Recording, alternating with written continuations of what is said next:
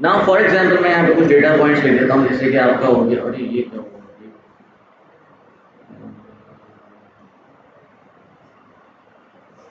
इसको और कम करना पड़ेगा।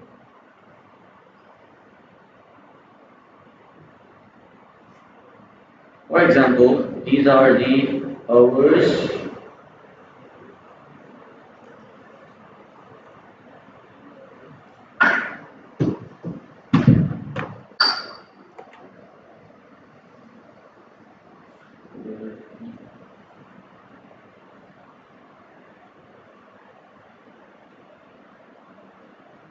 से,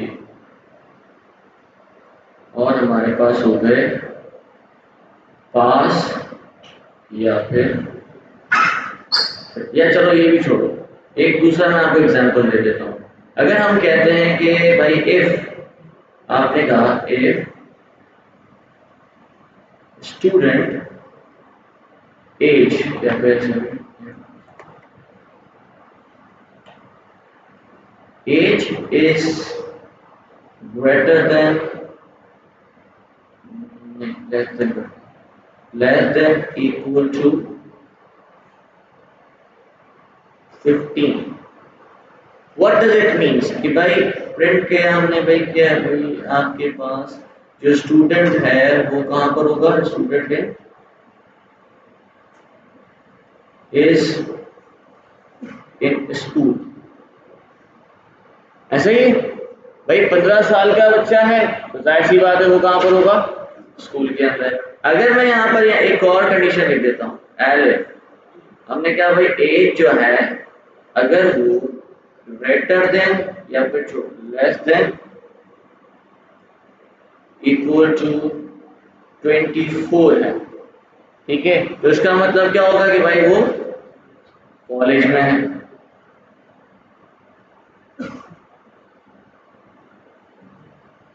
ऐसे ही कुछ कंडीशन बना रहा हूँ मैं।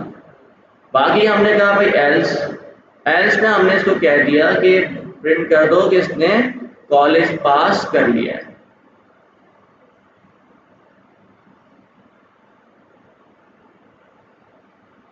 अब कितनी कंडीशन हो गई हमारे पास, टोटल 3 कंडीशन हो गई। एक कंडीशन हो गई कि अगर एज उसकी 15 साल से कम है या 15 साल तक है तो वो स्कूल में है, जाहिर सी बात है। अगर उसकी एज 24 ईयर्स से कम है या 24 ईयर्स तक है तो उसका मतलब वो कॉलेज के अंदर है, या फिर इसके अलावा वो जो भी है उसने कॉलेज तो पास कर लिया कम से कम। ये कुछ कंडीशंस हमने यहाँ पर लिख ली। अगर मैं इसको एज अ डिसीजन ट्री के फॉर्मेट में लिखूं तो क्यों ना हम इसको इस तरीके से लिखें। मैं थोड़ा सा अच्छे से गोले बना लेता हूँ ताकि आप लोगों को समझ में आ जाए। ये अच्छे तो नहीं है, खैर जो भी है। इसके अंदर फॉर एग्जाम्पल हमने कहा कि जो आपका एज है वो अगर लेस देन इक्वल टू 15, अब या तो ये यस होगा या तो ये नो होगा। ऐसे ही अगर ये यस हो जाता है तो सिंपल है, कहां पर है वो, स्कूल के अंदर है। लेकिन अगर ये नो हो जाता है तो फिर हमारे पास यहाँ पर एक और चीज है, जिसका मतलब क्या है कि अगर इसकी age is less than equal to 24 and greater than 15, ठीक है। अब इस कंडीशन में हमने क्या कहा कि भाई इस कंडीशन में अगर यहां पर भी आपके पास क्या आ जाएगा, या तो यस होगा या तो नो होगा, ठीक है। अगर यस हो जाता है तो क्या प्रिंट हो जाएगा, सिंपल कॉलेज। नो हो जाता है तो पास दी कॉलेज, ठीक है। हियर यू कैन सी कि मैंने अलग अलग कंडीशंस को डायरेक्टली एक ट्री फॉर्मेट के अंदर लिख दिया। अब ये ट्री फॉर्मेट बेसिकली कैसे काम करता है कि यहाँ पर हमारे पास एक रूट नोड होता है। रूट नोड मतलब आप इसको कह सकते हो, रूट नोड कह सकते हो इसको,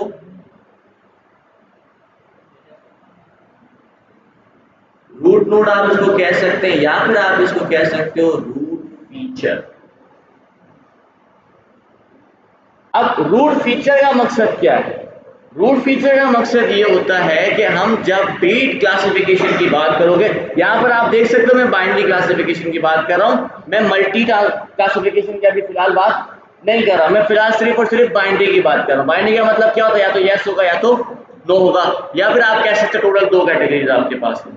बाइनरी क्लासिफिकेशन का मतलब यही है, या तो 0 या तो 1। अब आपके पास यहाँ पर 2 बेसिकली आउटपुट भी बोल सकते हो आप, या फिर आपके पास कैटेगरीज आ रही है। इसके हिसाब से फीचर्स का मकसद ये होता है कि आप किस फीचर को लेकर अपनी टारगेटेड वैल्यू को यहाँ पर डिटेक्ट कर रहे हो। फॉर एग्जाम्पल यहाँ पर आपका फीचर क्या था? एज। ऐसा ही है, अगर आपके पास डिफरेंट डेटा सेट होते हैं तो उसके ऊपर हम अलग अलग तरीके से बात करते हैं। अब कुछ यहाँ पर हमारे पास डिसीजन ट्री के अंदर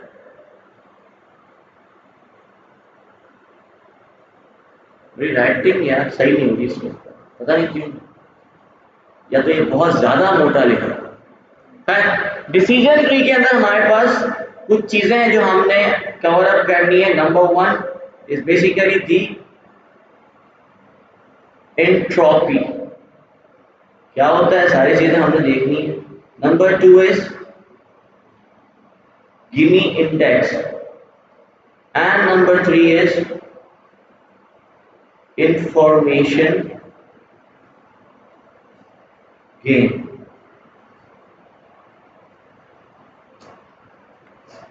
ठीक है, अब एक डेटा सेट मैं आप लोगों के पास लेकर आया हूं, मैं वो डेटा सेट ओपन कर लेता हूं ताकि हमारे लिए आसानी हो जाए।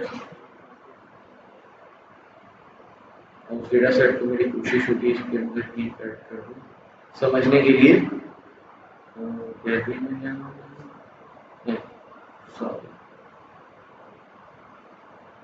नहीं गैलरी बता,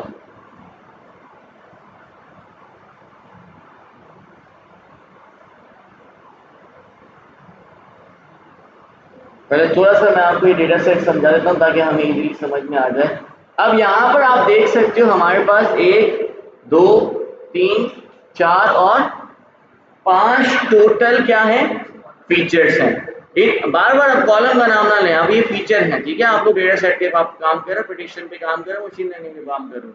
अब आप इसको कॉलम का नाम ना दें, अब आप इसको फीचर्स ही रखें ताकि आप लोगों को इजीली कन्वे करने में मुझे भी आसानी और आपको समझने भी आसानी हो।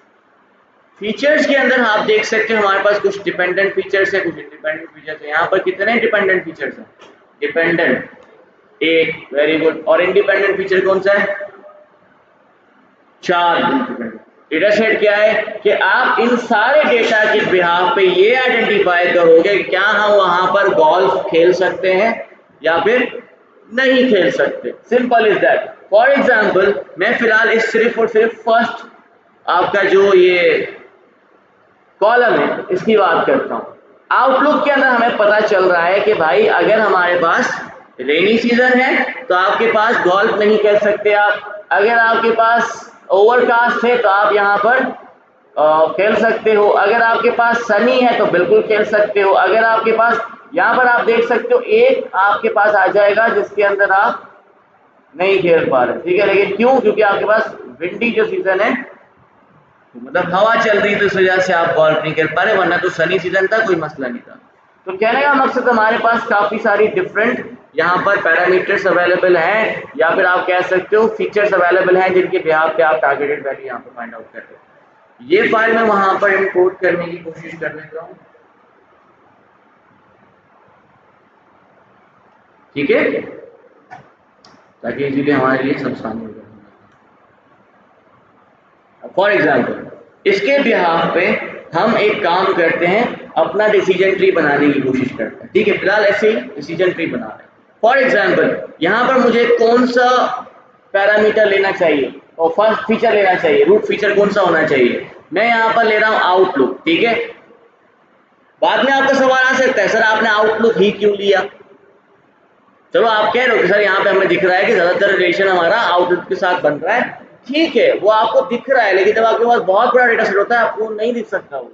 It is impossible to just आप देख कर बता सकोगे कौन सा फीचर अच्छा है, ठीक है। तो वो भी हम देखेंगे कि क्यों हमने आउटलुक ही सिलेक्ट किया, ठीक है। पर पहले हम बात कर रहे हैं, मैं आउटलुक को एज ए सिलेक्ट कर रहा हूँ और इसी आउटलुक को हमने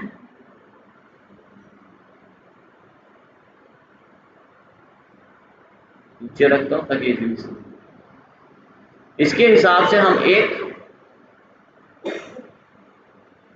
डिसीजन ट्री बना रहे हैं। तो हमारा रूट फीचर क्या हो जाएगा? आउटलुक।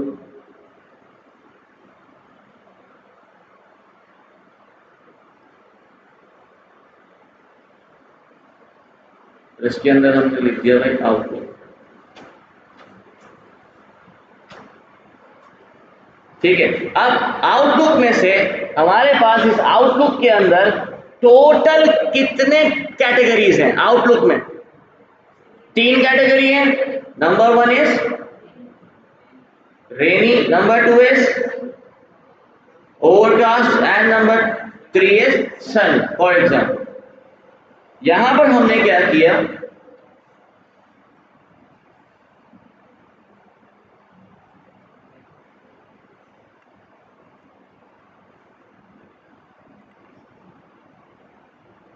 डिसीजन ट्री बन रहा है। पहला हो जाएगा आपका सनी, दूसरा आपका हो जाएगा ओवरकास्ट। यार बारीक नहीं हो रहा ना, मैं क्या करूंगा, बारीक ही नहीं हो रहा। किससे होगा? वो ओपेसिटी है।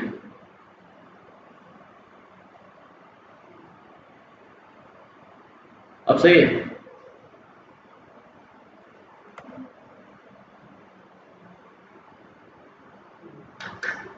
वही तो कह रहा हूँ, बात वही है।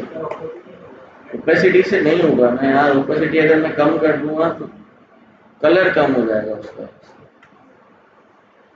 मैं भी तो चाह रहा हूँ ना कि सही हो जाए, लेकिन नहीं हो रहा तो मैं क्या करूँगा। ये यहाँ से होना चाहिए लेकिन इसमें जाएंगे।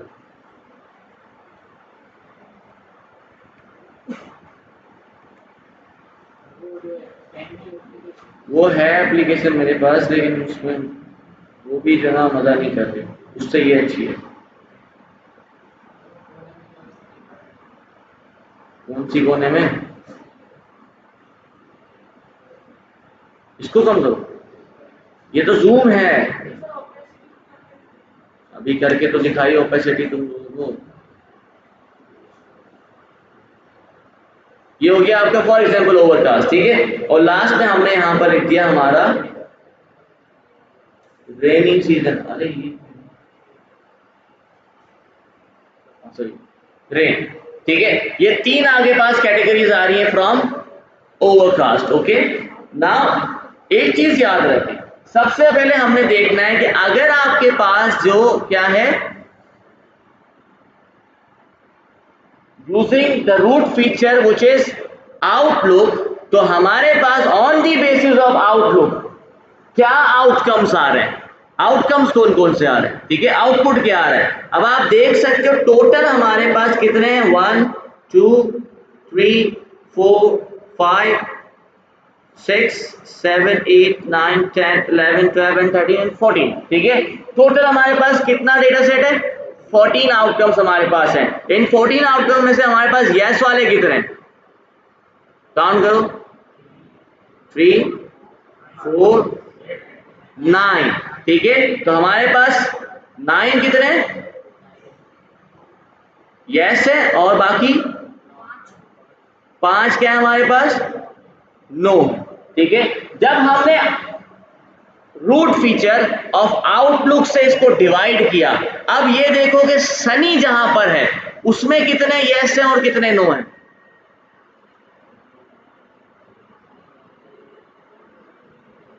एक सनी वाला देखो, एक हो गया, 2 हो गया,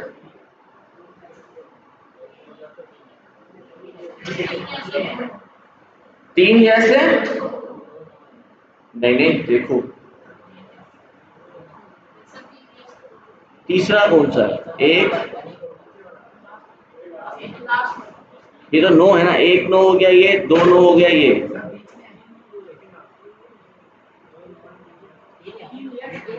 3 यस 2 नो। ठीक है, 3 वाई एंड 2 नो। ओवरकास्ट में कितने हैं देखो,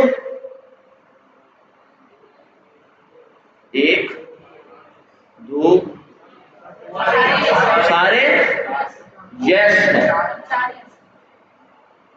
4 यस और 0 नो है। रेनी में कितने? 1 2 3, 1 yes, 2 yes, 3 no, 2 yes, sorry 2 yes और 3 नो हमारे पास। अब आपने क्या किया, अपने डेटा सेट को डिवाइड करते जा रहे हो, लेकिन एक चीज आपने नोट की यहाँ पे, ये जो आउट या ओवरकास्ट जो आपके पास था, यहाँ पर सिर्फ और सिर्फ यस है, यहाँ पर कोई दूसरी कैटेगरी अवेलेबल नहीं है। जो आपका टारगेटेड कैटेगरी होगी उसमें यहाँ पर सिर्फ और सिर्फ एक कैटेगरी अवेलेबल है, दूसरी कैटेगरी आपको यहाँ पर नजर नहीं आ रही। इसीलिए हम इस नोड को कहते हैं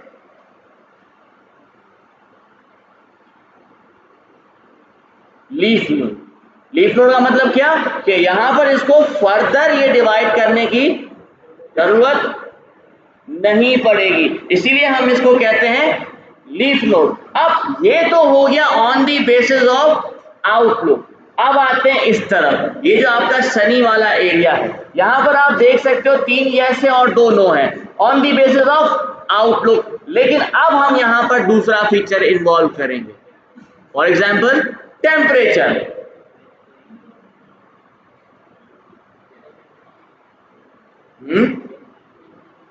ये रहा टेम्परेचर, ठीक है। On the basis of temperature आप इसको डिवाइड करोगे, ठीक है। अब जहां जहां आपका सनी था, उस सनी के अंदर हमारे पास टेम्परेचर कौन कौन से हैं? जहां पर सनी था, यहां पर टोटल आपके पास 3 है, ठीक है। और अब सनी की बात कर लो, सनी में एक आ गया माइल्ड, सनी में एक आ गया कूल, और सनी में एक हॉट होना चाहिए। देखो बस 2 है। तो टेम्परेचर के हिसाब से जो सनी है जिसमें माइल्ड है, उस माइल्ड में हमारे पास कितने आ रहे हैं? यस और कितने नो? ये हो गया आपका माइल्ड, और दूसरा कौन सा है? कूल, ठीक है। अब सनी के अंदर माइल्ड में कितने यस है? Sunny mild 1 yes, sunny mild 2 yes, sunny mild 1 no.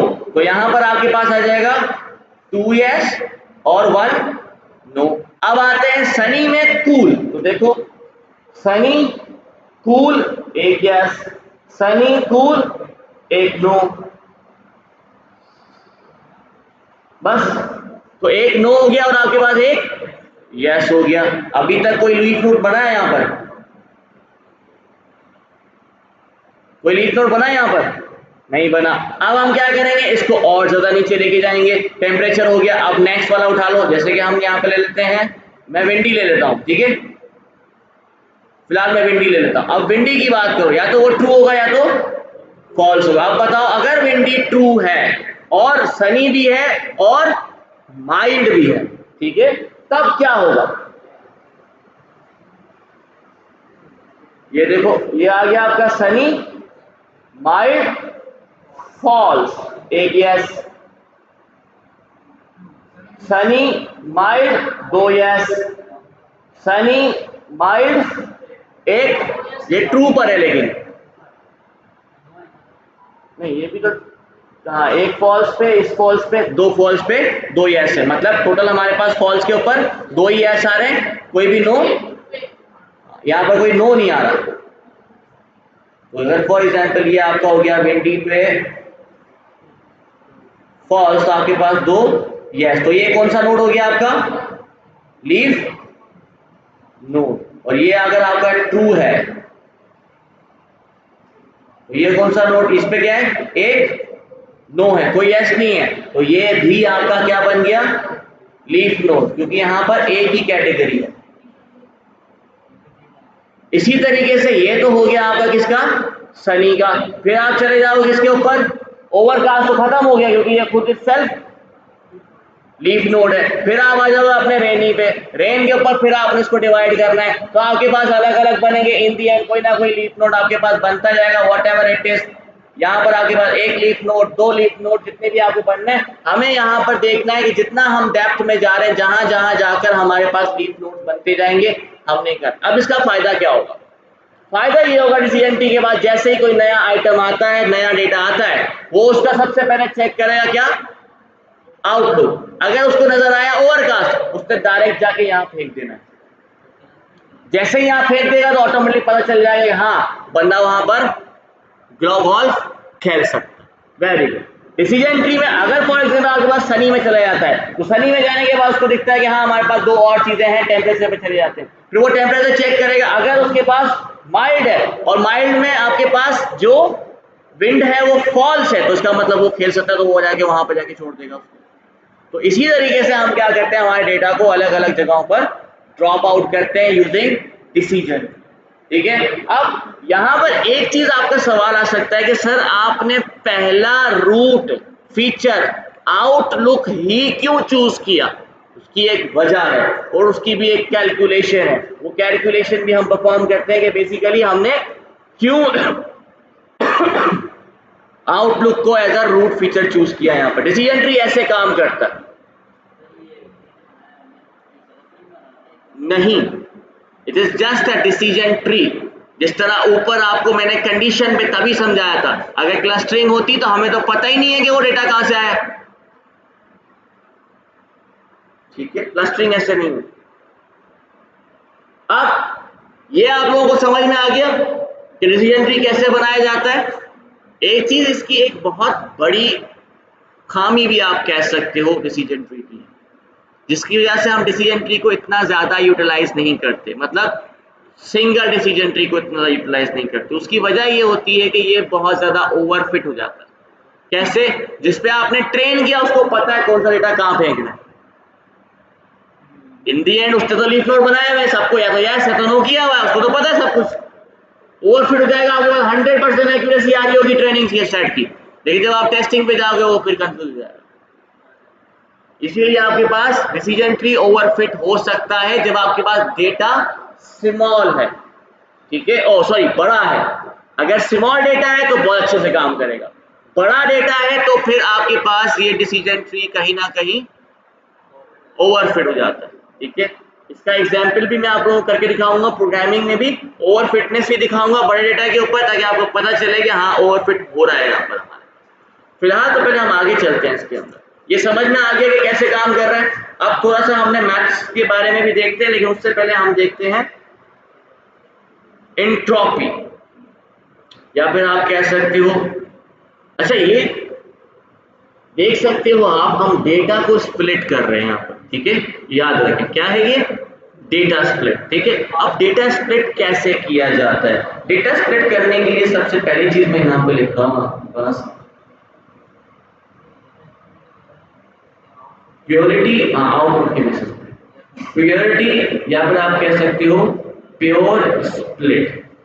ठीक है, द प्योरिटी और the pure split contains two things. Number one is entropy and number two is Gini index. दूसरी चीज जो हमने सीखनी है यहां पर वो है आपका इंफॉर्मेशन गेन। अब ये इंफॉर्मेशन गेन क्या होता है? This is basically used to identify what feature should be chosen as the root node or the next node to describe the data.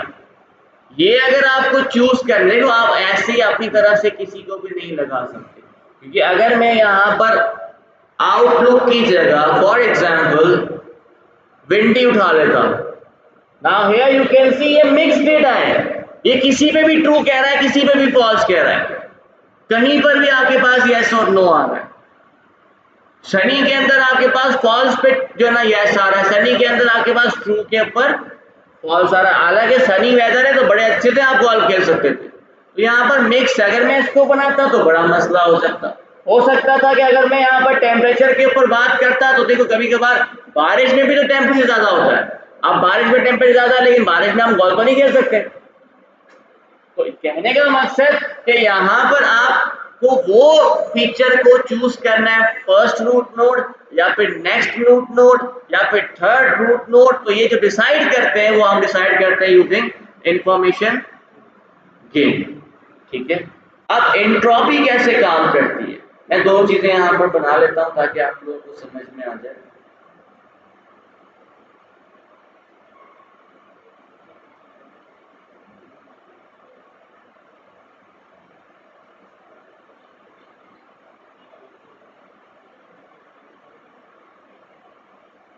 अच्छा, एक चीज है, अगर आप साइकिल प्लान की बात करोगे तो साइकिल प्लान में हम गिनी इंडेक्स को बेसिकली गिनी इम्प्योरिटी कहते हैं। ठीक है, अब ये प्योरिटी और इम्प्योरिटी का थोड़ा सा मैं कॉन्सेप्ट पहले बता देता हूँ आपको कि एंट्रोपी कैसे काम कर रहा है। ये देख लो, यहाँ पर जब आप लीफ नोड की बात कर रहे हो, यहाँ पर आपके पास वैल्यू एक सिंगल वेरिएबल मतलब एक ही आपके पास कैटेगरी है। यहाँ पर इसकी एंट्रोपी हो जाएगी आपकी जीरो। जब आपके पास एंट्रोपी जीरो हो जाती है इसका मतलब आपका ये लीफ नोड बन गया। जब आप गिनी इम्प्योरिटी की बात करते हो तो इसका मतलब फॉर एग्जांपल आप इसकी बात कर लो, दिस इज इम्प्योर स्प्लिट। यहाँ पर आप देख सकते हो हमने जब इसको स्प्लिट किया था आउटलुक के ऊपर ही तो आपके पास तीन स्प्लिट आए थे, जिसमें से एक में सिर्फ और सिर्फ 4 वाइज थे। अब ये 4 वाइज हो या फिर 4 नोज हो, लेकिन नेक्स्ट कैटेगरी आपकी जीरो होनी चाहिए। एक कैटेगरी की बात करते हैं, आपके पास एक कैटेगरी आ रही है, इसका मतलब यहाँ पर एंट्रोपी आपकी जीरो। लेकिन यहाँ पर गिनी इंडेक्स की आपको बात करें तो this is the pure split. क्यों? क्योंकि जब आपने इसको स्प्लिट किया तो आपके पास एक सिंगल कैटेगरी मिल गई कि अगर इसमें आता है, इस स्प्लिट में आता है तो सिंगल कैटेगरी यही है, अगर स्प्लिट में कोई भी डेटा आएगा इसका मतलब वो यही है। लेकिन जब आप यहाँ पर सनी में आपने यहाँ पर जब इसको स्प्लिट किया है, you can see this is the impure split, क्योंकि यहाँ पर कोई एक सिंगल कैटेगरी नहीं है, दोनों की दोनों कैटेगरी। अब ये मैं अपना बाइनरी क्लासिफिकेशन की बात कर रहा हूँ। अगर आपके पास मल्टी फीचर या मल्टी कैटेगरिकल क्लासिफिकेशन है तो यहाँ पर मल्टीपल आ जाएंगे। ठीक है, बाइनरी पे यस और नो कह रहा हूँ, मल्टीपल होंगे तो 1 2 3 जो भी जितने भी आपके पास कैटेगरीज है उसके हिसाब से डिवाइड हो जाएगा टारगेटेड वैल्यू के अंदर। अब एंट्रोपी निकालने का एक सिंपल सा छोटा सा फॉर्मूला होता है, उस फॉर्मूला को हम देख लेते हैं। एंट्रोपी का हम यहाँ पर H ऑफ S से डिनोट करते हैं। ठीक है, इसका फॉर्मूला सुन लें ताकि आप लोगों को याद रहे, minus probability of positive outcomes. मैं किसकी बात कर रहा हूं? बाइनरी क्लासिफिकेशन की, क्योंकि यहां पर आपके पास या तो पॉजिटिव होगा या तो नेगेटिव होगा। मल्टीपल हो जाएंगे तो फिर P प्लस की जगह में आप यहाँ पे लिख सकते हो P1 P2 P3 feature, P4 feature, P feature, जितने भी आपके पास फीचर्स हैं उन सबकी प्रोबेबिलिटी की बात हो रही है। अभी आपके पास टोटल 2 ही फीचर्स हैं तो हम बात भी 2 फीचर्स की कर रहे हैं, पॉजिटिव नेगेटिव की। हाँ, अभी तो 2 ही हैं। अगर आप मल्टीपल की बात करोगे तो फिर यहाँ P प्लस की जगह पे आप वो ABC जितने भी आपके पास है। ठीक है, अभी फिलहाल इसकी बात कर रहे हैं। क्या कहा? Negative probability of positive outcomes multiply by logarithm base 2 of probability of positive outcome minus probability of negative outcomes minus दो बार नहीं लिख रहा हूं, एक ही। मैंने क्या कहा? The probability of minus probability of positive outcomes multiply by logarithm of positive probability। ठीक है, minus probability of negative outcomes minus log 2 of negative outcomes। ठीक है, probability of negative outcomes। ठीक है, इसी में हम अपना ये ऊपर वाला जो हमने स्प्लिट किया था, या फिर मैं थोड़ा सा एक स्प्लिट यहाँ पर बना लेता हूँ ताकि आप लोगों को समझ में आ जाए। फॉर एग्जाम्पल मैंने किसी भी हमारे एफ नोट जो भी आपका होगा फीचर जो होगा उसके हिसाब से हमने इसको स्प्लिट किया किसी भी फीचर के हिसाब से, और आपके पास फॉर एग्जाम्पल भाई 6 यस हैं और 3 नोज हैं फॉर एग्जाम्पल। ठीक है, अब जैसे ही मैंने इसको स्प्लिट किया तो आपके पास इस स्प्लिट के ऊपर एक नोड बना जिसके अंदर आपके पास फॉर एग्जाम्पल ये हो गया C1, इसमें आपने फॉर एग्जाम्पल बना लिया भाई 3y एंड 3 नोड्स। यहां पर आपने कह दिया दूसरे स्प्लिट के अंदर आपके पास आ गया 3s बट 0 नोड्स। अब इसकी एंट्रोपी कैसे निकाली जाएगी? फॉर एग्जाम्पल इसकी एंट्रोपी ऐसे निकाली जाती है कि आपने फॉर यहाँ पे आपका आगे फॉर्मूला लिख देता हूँ वापस से H of S equals to. अब मुझे बताओ इसका जब आप इस पे स्प्लिट कर रहे थे इस पे आपने स्प्लिट किया, now here you can see कि आपके पास ये 3/3 टोटल कितने हैं आपके पास?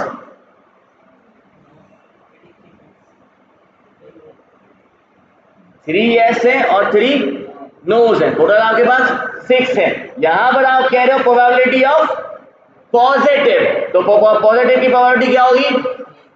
3/3 होगा ना यार, टोटल 3 है ना आपके पास, 3/3 आपका बनेगा। क्यों? क्योंकि 3 आपके पास टोटल पॉजिटिव आउटकम्स हैं और आए भी टोटल 3 है यहां पर, ऐसा ही है ना। तो 3 आपके पास आ गए, तो इसको अगर हम इस तरीके से लिखें नेगेटिव ऑफ प्रोबेबिलिटी का मतलब क्या है? 3/3 माइनस log 2, और सॉरी माइनस नहीं आएगा, log 2 ऑफ 3/3 माइनस। अब यहां पर आपने मुझे ये बताना है कि आपके पास, अच्छा सॉरी एक चीज है, मैं रिमेनिंग की बात कर रहा हूं, मैं उसकी बात नहीं कर रहा हूं कि यहाँ पर कितने आए, यहाँ रिमेनिंग की बात हो रही है। आपने देखा 3 नोज, यहाँ पर आपके पास टोटल नोज कितने थे? 3 थे, यहाँ पर 3 आ चुके हैं, तो आप जितने बचे हैं उसकी प्रोबेबिलिटी क्या है? रिमेनिंग 0/3 ना, क्योंकि पीछे कुछ बचा ही नहीं है भाई। 3 में से 3 निकल गए 0/3, यहाँ पे 6 में से 3 निकल गए 3/3, ऐसे ही है। यहां पर आपने क्या किया, 3 में से 3 निकल गए आपके पास, 0 बचे, तो प्रोबेबिलिटी क्या होगी? 0/3 की, जो रिमेनिंग है, रिमेनिंग तो पीछे कुछ बचा ही नहीं आपके पास लो में, तो आपका यहां पर आ जाएगा 0/3 के बाद आपने लिख दिया अगेन log 2 वेयर वी से 0/3। अब आप इसकी वैल्यू निकालो, ये क्या बन जाएगा? 3/3 1, ऐसा ही है, ये तो 0 है, 0 multiply by whatever it is, it will also be 0, तो इसको तो हम खत्म ही कर देते हैं। आपके पास यहां पर क्या बच जाएगा? log बेस 2 ऑफ 1, ये भी आपके पास क्या हो जाएगा? 3/3 का मतलब क्या होता है? 1। तो आप log 2 ऑफ 1 निकालोगे, इसकी आपकी वैल्यू क्या आ जाएगी? 0। इसका मतलब होता है कि आपने एक प्योर स्प्लिट किया। क्यों? क्योंकि आपकी एंट्रोपी 0 आ गई। ठीक है, अब हम दूसरे पे चले जाते हैं हमारे पे। ये तो हो गया आपका इसका, ठीक है। अब आ जाते हैं यहाँ पर C1 के ऊपर आ जाते हैं। अब C1 के अंदर हम देखें तो C1 के अंदर हमारे पास क्या है? For example I put h of C1, जब आप C1 निकालोगे तो ये कितने हैं? यस, कितने आए यहाँ पर हमारे पास? 3। टोटल कितने यस थे हमारे पास? 6। तो इस 3 की प्रोबेबिलिटी क्या होगी? वेरी गुड, ये हो जाएगा -3/6 log बेस 2 3/6 माइनस। अब आ जाते हैं 9 के ऊपर। आपके पास 9 कितने थे?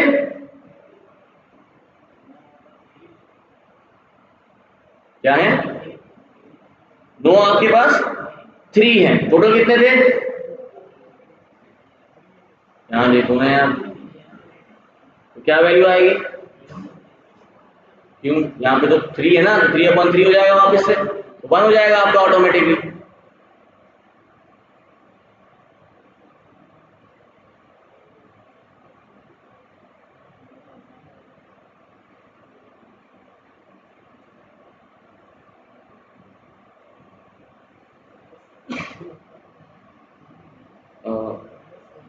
लॉग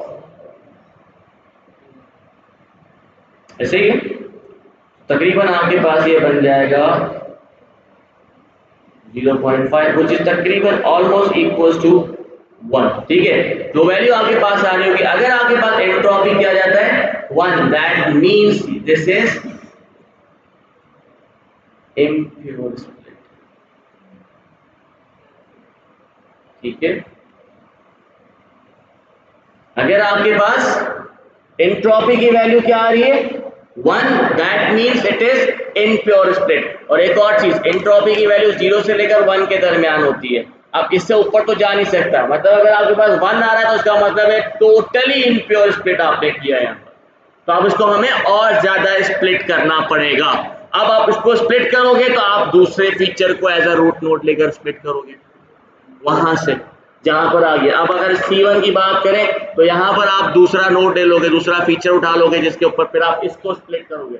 लेकिन जब आप इसकी बात करो तो यहाँ पर आप देख सकते हो कि आपके पास जो प्रोबेबिलिटी आ रही है वो क्या आ रही है 0। इसका मतलब आपके पास this is basically your pure split, क्योंकि यहाँ पर आप देख रहे हो सारे के सारे क्या हैं।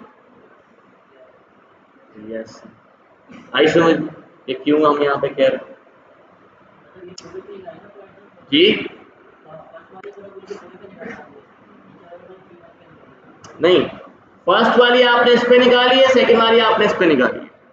जब आप इस पे निकालोगे तो ये देखो ना आपके पास टोटल कितने थे, यहाँ पर टोटल कितने हैं 3, तो इसकी अगर प्रोबेबिलिटी निकालो तो 3/3 हो जाएगा। यहाँ पर आपके पास निकालोगे तो यहाँ पर आप देख सकते हो आपके पास टोटल कितने हैं 6, तो यहाँ पर आपके पास निकलेगी 3/6 निकलेगा। यहाँ पे आपने इम्प्योर स्प्लिट किया हुआ और ये आपका प्योर स्प्लिट है।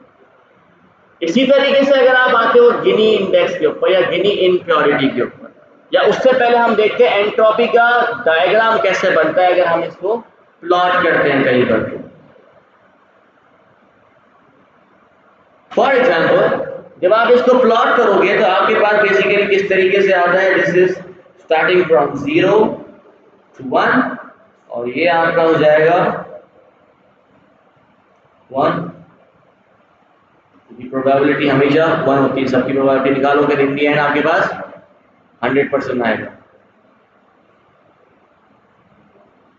ये हो गया आपका प्रोबेबिलिटी पॉजिटिव की या फिर प्रोबेबिलिटी नेगेटिव। जब आप इसको एंट्रोपी निकालोगे तो आपके पास एंट्रोपी इस तरीके से आएगी।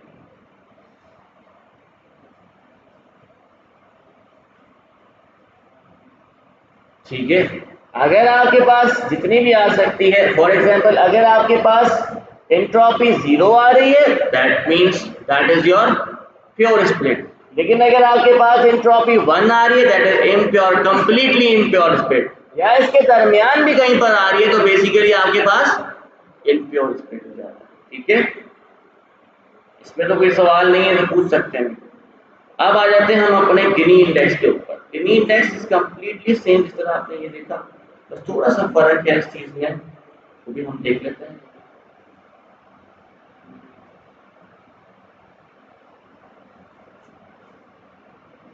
गिनी इंडेक्स का मैं फॉर्मूला यहाँ पे लिख देता हूँ आपको, 1 minus sum of I equals to 1 to n of probability square। अब मैंने यहाँ पे प्रोबेबिलिटी लिखा है, इसका मतलब प्लस और माइनस, पॉजिटिव और नेगेटिव का दोनों का सम आपने यहाँ पे लिखना है। आप इसको अलग अलग नहीं कर सकते। अगर इसको मैं ओपन करके लिखना चाहूँ तो मैं ओपन करके भी आपको लिख के दिखा सकता हूँ। वो इस तरीके से हो जाएगा 1 minus probability of positive outcomes square plus probability of negative outcomes square। अब फॉर एग्जाम्पल हमारे पास जो ये इम्प्योर स्प्लिट था, ये वाला 3/3 वाला, क्योंकि इसकी जो एंट्रोपी आ रही थी वो क्या आ रही थी 1 आ रही थी। ठीक है, तो अगर मैं इसकी एंट्रोपी 1 आ रही तो मैं इसी का ही गिनी इंडेक्स निकालने की कोशिश करता हूँ। यहाँ पर आपको पता है कि आपके पास 3 yes है और 3 नोज है, तो यहाँ पर इसके हिसाब से टोटल आउटकम यहाँ पर देखो तो कैटेगरीज कितनी है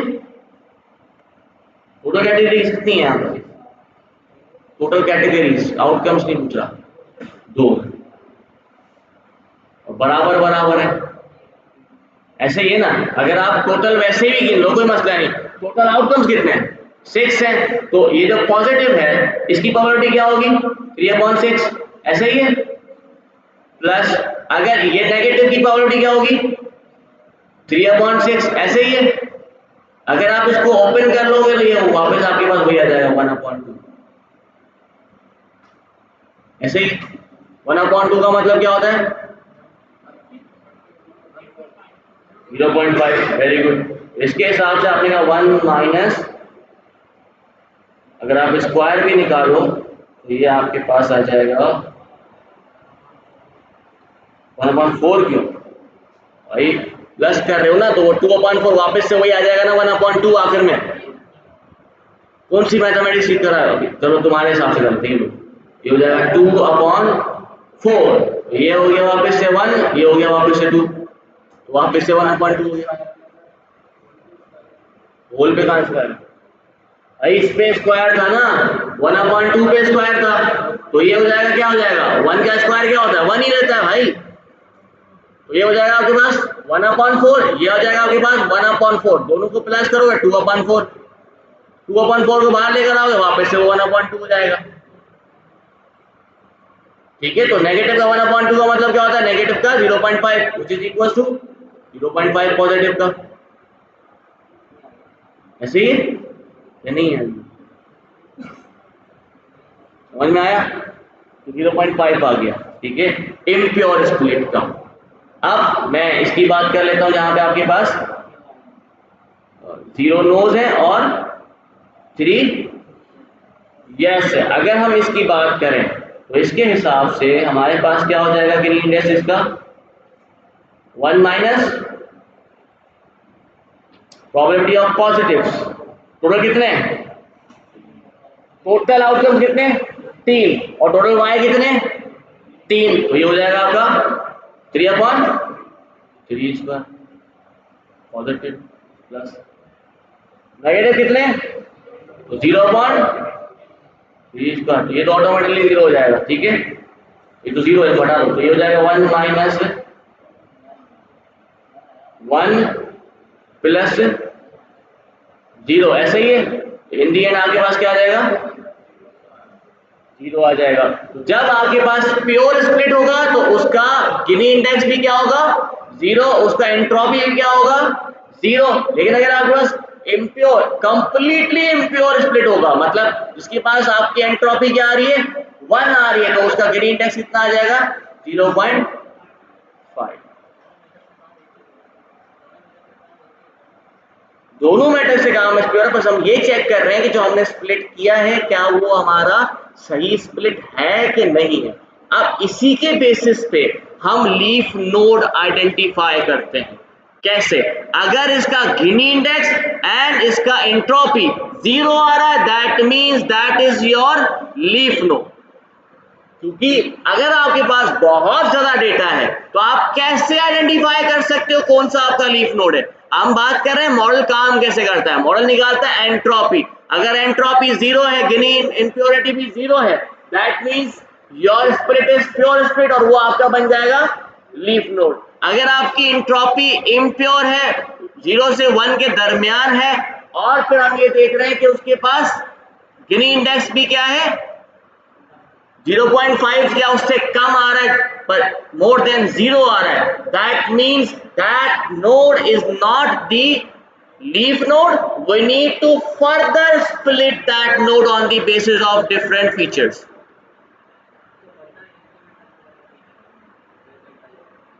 यहां पर आ गया, आपको पता चल गया ये वाला लीफ नोड है, तुमने इसको छोड़ दिया, जो इम्प्योर था स्प्लिट, अब तुम उसको दोबारा स्प्लिट करोगे दूसरे फीचर के साथ। आई समझ में कि कैसे आपका डिसीजन ट्री काम कर रहा है? मॉडल आपको नहीं बनाना है, अंडरस्टैंड कर लो बस कि अच्छा उसकी वजह क्या है। लेट मी एक्सप्लेन उसकी क्या वजह है। अगर आप देखो, अगर फॉर एग्जांपल आपने कहा सर मैक्सिमम हमारे पास एंट्रोपी कितनी है? 1। अगर आपके पास एंट्रोपी आ रही है 0.002, वैसे यार ये सही है, क्यों? भले ये एंट्रोपी आ रही है लेकिन 0.002 का मकसद है कि ठीक है ये कहीं ना कहीं सही रिजल्ट है इसका, ऐसा ही है ना, कहीं ना कहीं हमारे पास रिजल्ट सही है। अगर आपको ऐसा कोई भी इंडेक्स नजर आता है, इतनी ऐसी कोई भी डेप्थ नजर आती है, आप बोलते हो भाई यहीं पे स्टॉप कर दो, इससे ज्यादा इसको नहीं डिवाइड करो, क्योंकि अगर आप इसको इससे ज्यादा डिवाइड करोगे तो ये और ज्यादा ओवरफिट बन जाएगा। आई समझ में, ये और ज्यादा ओवरफिट हो जाएगा। आपने कहा भाई यहीं पे स्टार्ट कर दो, स्टॉप कर दो, बहुत है हमारे लिए, तो आप रोक तो पाओगे कम से कम। अदरवाइज आपको जब पता ही नहीं है एंट्रोपी कैसे काम करेगी, वो बताएगा आपको ये एंट्रोपी है, ये गेन इंडेक्स है, वो दिखाता हूं मैं आपको अभी जाके कि क्या एंट्रोपी और क्या गेन इंडेक्स है। ठीक है, चार्जिंग नहीं, नमाज खत्म हो गया, नमाज पढ़ के आ जाते हैं फिर नमाज के बाद और आइएगा वापसी, क्योंकि इसके ऊपर आपका रैंडम फॉरेस्ट बेस करता है। अब अगर हम इसी डेटा को डिवाइड करते हैं, हमने क्या किया, पहला ये फीचर उठा लिया, ठीक है, इसके बेसिस पे हम टारगेट करते हैं फर्स्ट, इस पे सिर्फ और सिर्फ आउटलुक के ऊपर। अब आउटलुक पे आपने देखा टोटल आउटलुक हो या कुछ भी हो, टोटल हमारे पास आउटकम्स कितने हैं, 9 यस है इसके अंदर और 5 नो है, ठीक है, टोटल 14 आउटकम्स है आपके पास। हमने आउटलुक के हिसाब से इसको डिवाइड किया। आउटलुक के अंदर 3 कैटेगरी है, सनी है, ओवरकास्ट है और रेनी है। सनी में जाएंगे तो सनी के ऊपर हमने देखा कि भाई 3 यस है और 2 नो है। आउटकास्ट में आते हो तो यहाँ पर 4 यस है और 0 नो है। अगर आप आ जाते हो रेनी के अंदर तो इसमें आपके पास 2 यस है और 3 नो हो जाते हैं। यहाँ पर आपने देखा इसके अंदर यस की भी कुछ है वैल्यू और नो की भी वैल्यू है। यहाँ पर भी आपने देखा यस की भी वैल्यू है और नो की वैल्यू, मतलब दोनों कैटेगरीज कहीं ना कहीं अवेलेबल है। यहाँ पर आपने देखा only one category is available which is yes category, ठीक है। जब आपके पास एक ही कैटेगरी हो, भले वो यस हो या नो हो, तो वो आपका क्या बन जाएगा, लीफ नोड बन जाएगा। जब आपके पास अलग अलग होता है तो उसको हम कहते हैं इम्प्योर स्प्लिट। ये क्या है आपका इम्प्योर स्प्लिट। इम्प्योर स्प्लिट के अंदर हमने देखा कि हमारे पास दोनों कैटेगरीज में कुछ ना कुछ वैल्यूज आ रही है। अब हम इसको दोबारा डिवाइड करते हैं, पर अब किसी दूसरे पिक्चर के हिसाब से। जैसे कि हमने पकड़ लिया भाई टेम्परेचर। अब हमने कहा कि अगर ये आउटलुक सनी और टेम्परेचर, सनी के ऊपर जो टेम्परेचर आ रहा था वो था या तो माइल्ड था या तो फिर कूल आ रहा था। सनी टेम्परेचर माइल्ड, तो उसके ऊपर हमारे पास 2 यस और 1 नो आ रहे थे, और यहाँ पर 1 यस और 1 नो आ रहा था, ठीक है। और आगे चले जाते हैं, अभी भी चूज देखो, देख सकते हो आपके पास 2 वैल्यूज अलग अलग हैं। इसका मतलब कि ये इम्प्योर स्प्लिट है, अभी भी इसको आप स्प्लिट कर सकते हो। वैसे देखा जाए तो यहीं पे स्टॉप हो जाना चाहिए, क्योंकि आपके पास यस की कैटेगरी ज्यादा है, तो यहीं पे स्टॉप हो जाना चाहिए, लेकिन चलो ठीक है, हम नहीं हो रहे। तो हमने क्या किया, अब एक और फीचर उठाया, वो चीज बेसिकली विंडी फीचर हमने यहाँ पे उठा लिया। अब आपने कहा विंडी फीचर अगर फॉर एग्जांपल ट्रू है तो आपके पास एक नो आ रहा है, अगर फॉल्स है तो आपके पास 2 यस आ रहे हैं। अब ये दोनों के दोनों आपके पास क्या हो गए, लीफ नोड बन गए। इसी तरीके से हम अपना डिसीजन ट्री को क्रिएट करते हैं। अब ये फाइंड आउट करने के लिए कि कौन सा लीफ नोड है, लीफ नोड आखिर कौन सा है, तो उसके लिए हम यूटिलाइज करते हैं एंट्रोपी या फिर गिनी इम्प्योरिटी, ठीक है। ये मैं इसको इंडेक्स ही बोल सकते हो आप, या फिर आप इसको गिनी इम्प्योरिटी इसलिए हम कह रहा हूं मैं क्योंकि आपका जो एसके लर्न पैकेज है वहां पर गिनी इंडेक्स को एज अ गिनी इम्प्योरिटी कहा जाता है, ठीक है। तो सिर्फ वही टर्मिनोलॉजी यूज करने की कोशिश कर रहा हूं, वरना आप इसको गिनी इंडेक्स कहो या फिर गिनी इम्प्योरिटी कहो, इट्स अप टू यू, ठीक है। सिर्फ एसके लर्न की वजह से मैं इसको गिनी इम्प्योरिटी यूज कर रहा हूं, टर्मिनोलॉजी जो आपकी एसके लर्न में यूज की है। एंट्रोपी का फॉर्मूला क्या होता है, ठीक है, यहाँ पर देखो, किसी भी चीज का एच ऑफ एस, किसी भी चीज का अगर आपको एंट्रोपी निकालना है तो आपका फॉर्मूला होता है minus probability of positive values logarithm of positive values minus probability of negative values, ये माइनस में आएगा,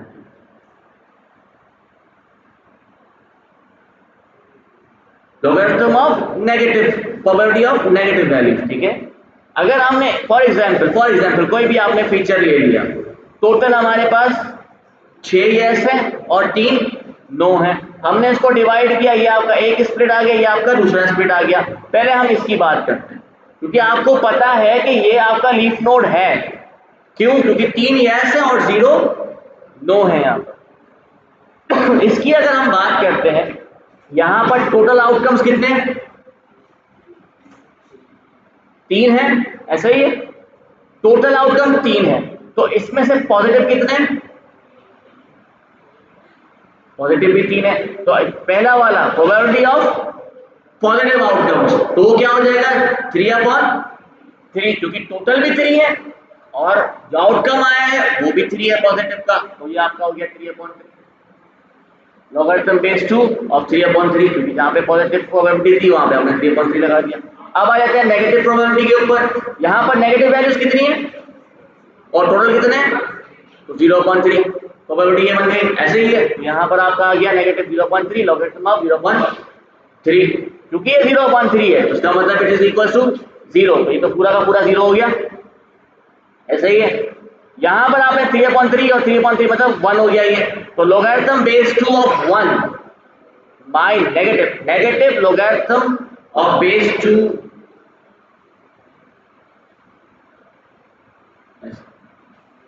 ठीक है, negative logarithm of base 2 is equal to 0। क्यों? क्योंकि जब आप 1 का लॉगरिथम निकालोगे तो वो हमेशा 0 आएगा। अगर आप चाहो तो कैलकुलेटर निकाल के चेक कर सकते हो, मैं पहले कैलकुलेट कर लिया था, अगर आप चाहो तो कैलकुलेटर निकाल के चेक कर सकते हो। लॉगरिथम बेस 2 ऑफ 1 हमेशा 0 होगा। अब वो नेगेटिव हो पॉजिटिव हो बात तो एक ही है, 0 तो 0 आएगा। ऐसे ही ये वैल्यू आपके पास आ गई। क्यों? और this is your pure split, why? Because as we know that this is our leaf node, ये आपका लीफ नोड है, तभी इसकी एंट्रोपी कितनी आई है? 0। जब लीफ नोड होगा तो एंट्रोपी क्या आ जाएगी? 0, ठीक है। अब आ जाते हैं, ये आपका इम्प्योर है क्योंकि यहाँ पर लीफ नोड नहीं है ये। इसका अगर हम निकालते हैं एंट्रोपी तो इसी फॉर्मूला में वापस पेश कर दो। यहाँ पर टोटल आउटकम कितने हैं?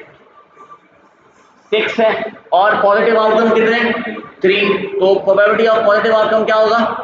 3/6, तो ये हो गया आपका 3/6, ये भी आपका 3/6 माइनस यहाँ पर नेगेटिव वैल्यूज कितनी है? 3, टोटल आउटकम्स कितने हैं? 6, तो यहाँ पर नेगेटिव की प्रोबेबिलिटी क्या हो जाएगी? 3/6। तो इसकी तरह आपके पास लॉगरिथम ऑफ 0.5 या समथिंग आएगा जिसकी आपकी एंट्रोपी आ जाएगी 1। अब एंट्रोपी 1 क्यों आ रही है? क्योंकि ये हमारा इम्प्योर स्प्लिट है। ये देखो अभी तक ये प्योर नहीं हुआ, हम इसको और प्योर कर सकते हैं और ज्यादा इसको स्प्लिट करना पड़ेगा फॉर द प्योरिटी, ठीक है। इससे आपका डिसीजन ट्री आइडेंटिफाई करता है कि कहां पे रुकना है और कहां पर फर्दर स्प्लिट करना है। अगर यहाँ पे हम इसको और फर्दर स्प्लिट करते हैं हमें कोई फायदा नहीं था, हमें तो नुकसान होगा, क्योंकि अगर यहाँ पर कोई दूसरा फीचर आ रहा है और उसमें से एक नो में चला गया, 2 यस में चला गया तो नुकसान हो गया हमारा। इसको हम तो फर्दर स्प्लिट नहीं करना, तो जब अगर आपके पास एंट्रोपी 0 आ जाएगी तो डिसीजन ट्री मॉडल आपका आगे फर्दर स्प्लिट करेगा ही नहीं। जब आपकी एंट्रोपी 0 और 1 के दरमियान होगी तो फिर वो सोचेगा कि उसको स्प्लिट किया जाए। इसी तरीके से ये, हाँ जाहिर सी बात है, जब तक एंट्रोपी 0 नहीं होती तब तक स्प्लिट करते रहेगा वो, जब तक एंट्रोपी 0 नहीं होगी वो करता रहेगा। इन दी एंड आखिर में आगे कहीं ना कहीं जाके 0 लाजमी होगी, ऐसा नहीं है कि कहीं 0 होगी ही नहीं सर, अगर चलता ही रहेगा कंटिन्यू, ऐसा हो ही नहीं सकता, पॉसिबल ही नहीं, ठीक है। अगर इसी एंट्रोपी को हम अगर फॉर एग्जांपल प्लॉट करते हैं तो इस तरीके से आपका प्लॉट बनता है, ठीक है, कि अगर फॉर एग्जांपल आपके पास जो क्या कहते हैं पॉजिटिव या फिर नेगेटिव की वैल्यू 0 होगी और तो आपका ऑटोमेटिकली एंट्रोपी भी आपकी 0 नजर आती है। आपने ऊपर देखा है, यहाँ पे नेगेटिव की वैल्यू 0 थी, एंट्रोपी की वैल्यू 0 हो गई। ऐसे ही है, इसी तरीके से अगर पॉजिटिव है जहां तक भी आपकी वैल्यू जा सकती है वो जा सकता है, ठीक है। फिर हम आते हैं गिनी इंडेक्स के ऊपर। गिनी इंडेक्स भी हमें यही बताता है, या फिर गिनी इम्प्योरिटी भी हमारे को यही चीज बताती है। फॉर एग्जाम्पल यहाँ पर आपने देखा गिनी इंडेक्स हम निकाल रहे हैं किसका, आपके फर्स्ट आउटकम का निकालते हैं जो आपका आ जाएगा ये वाला, ठीक है। मैं फिलहाल इसको प्योर स्प्लिट की और सॉरी इसकी बात करते हैं, इसका उठा इम्प्योर को उठा लेते हैं, ठीक है। तो इम्प्योर में हमारे पास वैल्यू क्या आती है? इम्प्योर के ऊपर हमने कहा इसका फॉर्मूला क्या होता है, 1 minus sum of i equal to 1 to m probability power square. ठीक है, इसको अगर मैं ओपन करूं तो इस तरीके से आपके पास आ जाएगा 1 minus positive probability of positive outcomes square plus probability of negative outcome square. मैं क्योंकि यहाँ पर बाइनरी क्लासिफिकेशन की बात कर रहा हूँ, अगर चेंज हुए आपके पास मल्टीपल कैटेगरीज है तो फिर 1 2 3 जितने भी आपके पास आ रहे हैं उन सबका प्लस करना है। ठीक है, जितने भी आपके पास कैटेगरीज है, अभी हमारे पास सिर्फ 2 कैटेगरीज थी, पॉजिटिव और नेगेटिव, सारी तो नहीं कर सकती, जितनी भी हो सकती है आपकी, उसके हिसाब से अगर मैं यहाँ पे प्रोवाइड करूँ तो आप देख सकते हो प्रोबेबिलिटी ऑफ पॉजिटिव टोटल कितने 6, तो प्रोबेबिलिटी ऑफ पॉजिटिव क्या हो जाएगा 3/6 और यहीं पर प्रोबेबिलिटी ऑफ नेगेटिव क्या हो जाएगा वो भी 3/6 है। तो यहाँ पर हमने वही चीज रखी 3/6 which is equal to 1/2 अगर इसको स्क्वायर करोगे तो ये हो जाएगा 1/4 प्लस 1/4, इसका आप एलसीएम निकालो जो भी करना है तो आपके पास जाएगा 2/4, इसको आप बाहर लेकर आओगे तो 2/4 अगेन वापस क्या बन जाएगा 1/2, तो 1 माइनस 1/2 इज इक्वल टू 0.5। अगर एंट्रोपी एक्सट्रीम एंट्रोपी 1 आ रही है तो आपकी एक्सट्रीम ग्रीन इंडेक्स क्या होगा 0.5 होगा, ये आ जाओ। ठीक है, तो आ जाओ यार, एक्सट्रीम अगर आपके पास एंट्रोपी 1 आ रही है तो आपके पास एक्सट्रीम ग्रीन इंडेक्स क्या होगा 0.5। यहीं पर अब दोबारा हम आ जाते हैं प्योर के पास, प्योर की निकालोगे आप तो यहाँ पर टोटल कितने हमारे पास 3 है, तो पॉजिटिव आउटकम की प्रोबेबिलिटी क्या हो जाएगी 3/3 और नेगेटिव आउटकम की क्या हो जाएगी 0.3, ये तो 0 हो गया, तो छोड़ दो आप, ये हो जाएगा 3/3 इक्वल टू 1, तो 1 माइनस 1 इक्वल टू 0। तो अगर फॉर एग्जांपल एंट्रोपी भी 0 है तो गिनी इंडेक्स भी क्या होगा 0, simple. This is how you will decide कि whether our node is या our split is a leaf node or not, जिस पे आपका डिसीजन ट्री मैटर करता है कि यहाँ पर रुकना है कि आगे और फर्दर स्प्लिट करना है। ठीक है, इसका अगर हम प्लॉट बनाएंगे तो आपका प्लॉट इस तरीके से बनेगा,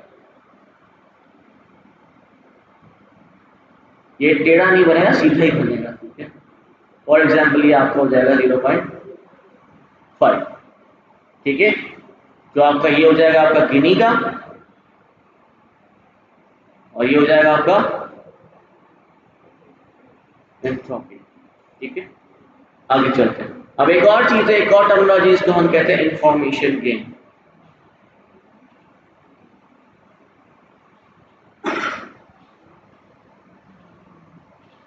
अब इंफॉर्मेशन गेन बेसिकली क्यों यूज किया जाता है, सवाल एक मैंने आपको आते ही कहा था कि मैंने यहां पर आकर ही आउटलुक ही क्यों सिलेक्ट किया। क्वेश्चन है राइज कि मैंने यही feature as a root feature क्यों चूज किया। नहीं, देयर इज नो नीड कि पहला ही हो तो वही अच्छा है हमारे लिए, कभी भी नहीं। पहला अगर मैं यहाँ पे जेंडर लिख देता तो जेंडर का इससे क्या ताल्लुक है वो गोल्फ खेल सकता है कि नहीं खेल सकता। तो हमें निकालना होता है इंफॉर्मेशन गेन। अब इंफॉर्मेशन गेन कैसे निकलता है वो समझ लें। एक चीज याद रखिएगा, जब आप इंफॉर्मेशन गेन निकालते हो तो वो क्यों जरूरी है, सबसे पहले तो हम वो लिख देते हैं। It is important to select which feature should be selected for the root node. उसके लिए आपको ये इंफॉर्मेशन गेन लाजमी चाहिए। जब आप इंफॉर्मेशन गेन निकालोगे तो आपको पता चलेगा कि कौन सा फीचर हमें as a root node utilise करना चाहिए और कौन सा फीचर यूटिलाइज नहीं करना चाहिए, या फिर पहले कौन सा यूज करना चाहिए। ठीक है, इंफॉर्मेशन गेन का एक सिंपल सा फॉर्मूला है, मैं वो यहाँ पे लिख देता हूँ। फॉर एग्जाम्पल मैं यहाँ पे कह रहा हूँ gain of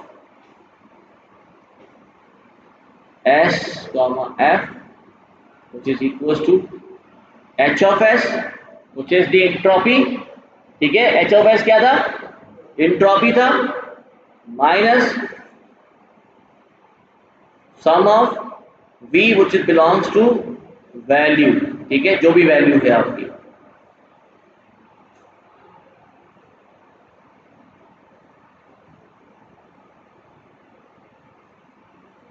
multiply by H of value. अब ये क्या चीज है SV, these are nothing but remaining samples. अभी तक आप वो सैंपल्स की बात कर रहे थे जो आपके पास आ रहे थे, अब जो बच रहे हैं, जो रिमेन कर रहे हैं, उनके बारे में देखना है कि कितने बच रहे हैं ओवरऑल। इंफॉर्मेशन गेन का मकसद होता है कि किसी भी फीचर को आपने लिया, जब आपने स्प्लिट किया, एक लीफ नोड बन गया, बाकी पीछे कितने बचे। अगर बहुत ज्यादा आउटकम्स बचे, इसका मतलब आपका स्प्लिट सही नहीं था। इससे अगर आप स्प्लिट करोगे तो कहीं भी आपके पास कोई लीफ नोड नहीं आ रहा है, या फिर सिंगल लीफ नोड आ रहा है और पीछे बहुत ज्यादा डेटा बच रहा है। इसलिए हमें ये इंफॉर्मेशन गेन की जरूरत है। यहाँ पर SV मतलब क्या होता है कि इसका मतलब होता है आपका रिमेनिंग सैंपल्स, जो बेसिकली आपके पास अभी बच रहे हैं, जितने अभी आपके पास बचे हुए। अब फॉर एग्जांपल मैं एक स्प्लिट यहाँ पर बना लेता हूँ, उस स्प्लिट के हिसाब से फिर हम चेक करते हैं। वही सेम थोड़ा सा इस तरीके का बनाते हैं। जैसे कि हमने कहा भाई ये हो गया आपका, हमने कहा भाई फीचर 1 है, इसमें हमने कहा भाई 9 ऑफ y 5 एंड टोटल हमारे पास है।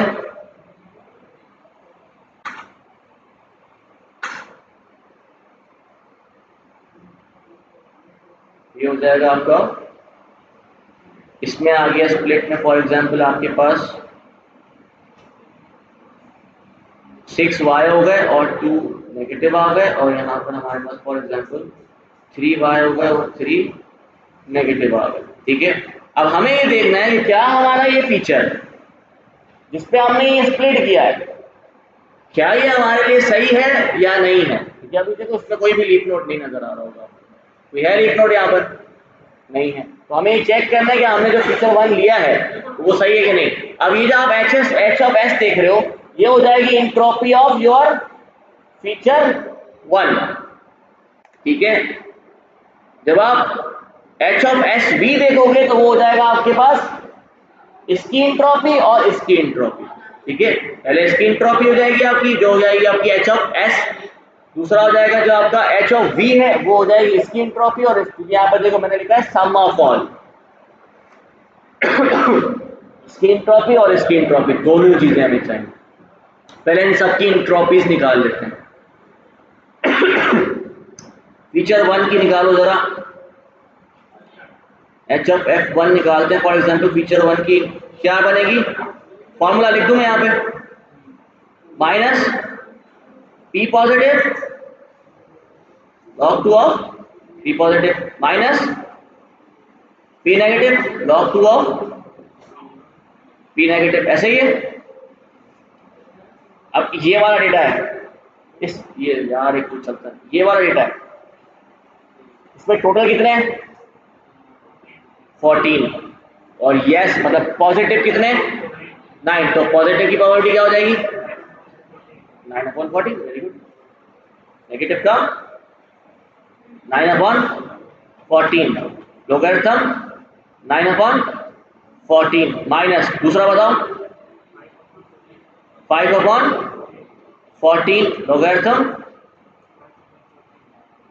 ये बेस 2 वाला, बेस 10 का भी होता है, ये याद रखें 5/14। ठीक है, कैलकुलेशन कर लीजिएगा, मैंने फिलहाल ऐसे में कैलकुलेशन की है, अप्रोक्सीमेटली ये आपके पास आ जाएगा 0.94 फॉर एग्जाम्पल। ठीक है, अप्रोक्सीमेट कर रहा हूँ, बाकी आप लोग कैलकुलेट करके देख सकते हो, तकरीबन इतना ही आएगा 0.94 के आसपास। ये हमारे पास एंट्रोपी आ रही है किसकी, फीचर 1। आगे चल, दूसरा हमने निकालना है H of C1। H of C1 निकालने के लिए यहाँ पर टोटल आउटपुट कितने 8, तो ये आपका पॉजिटिव का क्या हो जाएगा -6/8 आ जाएगा, और इसका क्या हो जाएगा log 2 ऑफ 6/8 हो गया, -2/8 हो गया, लोगरिथम 2/8 हो गया आपके पास, और इसकी तकरीबन वैल्यू फॉर एग्जांपल आपके पास आ जाती है 0.5 और सॉरी 0.81 आनी चाहिए। अप्रोक्सीमेटली ये वैल्यू आपके पास आ जाएगी 0.81 अप्रोक्सीमेटली। और ये 3/3 एन का आपको पता है क्या आनी चाहिए, क्या आएगी 3/3। हाँ बोलो अबे 0 होगी तो लीफ नोड होगा ना, ये कहां से लीफ नोड है? 1 आएगी ना, क्योंकि 50-50 वाली कहानी है यहाँ पर। तो कंप्लीट एंट्रोपी आपके पास ऊपर निकाली तो थी हमने, यहाँ पे ये निकाली थी ना 1 इसकी हमने, तो इसकी एंट्रोपी 1 आ जाएगी। तो C2 की एंट्रोपी क्या हो जाएगी आपकी? मैं डायरेक्ट लिख देता हूँ अभी, क्या तुम इसमें फॉर्मूला बार बार पुट करते रहोगे, इक्वल्स टू 1। अब हमारे पास सारे यहाँ पर सबकी एंट्रोपीज आ चुकी हैं। अब फॉर्मूला में पुट करके देखते हैं।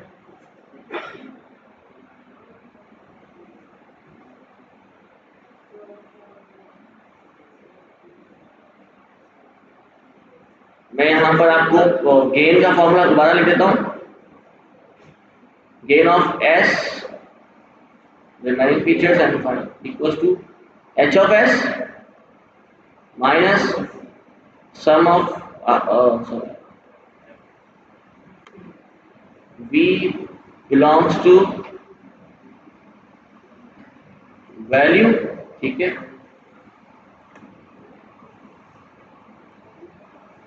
और ये हो जाएगा आपका remaining features divided by total sample multiply by entropy of SV, ठीक है। This is the formula. Let's put in this formula later on. H of S मतलब आपका फर्स्ट फीचर, इसकी एंट्रोपी कितनी है? 0.94 माइनस, अब इसको समीशन कर लेते हैं। यहां पर आपके पास जो वैल्यू आ रही है, टोटल कितने हैं यहाँ पर? ये टोटल कितने हैं? 14। और इसके अंदर सैंपल बचे कितने हैं? या इसकी बात करो, चलो कितने बच रहे हैं यहाँ पर? यहाँ पर कितने आए?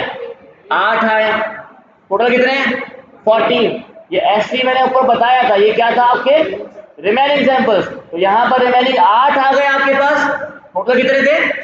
14 थे। तो हमने यहाँ पर लिख दिया भाई 8/14 और multiply by H of SV।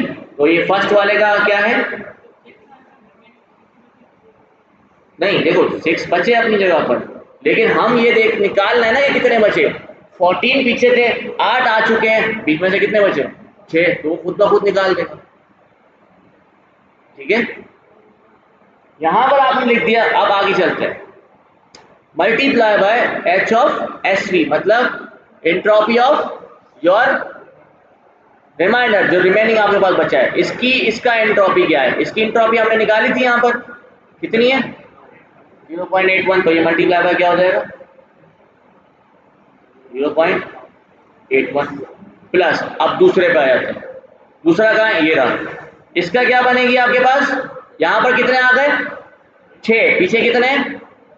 14। तो ये हो जाएगा आपके पास 6/14 मल्टीप्लाई बाय। और ये दूसरे वाले की क्या थी एंट्रोपी?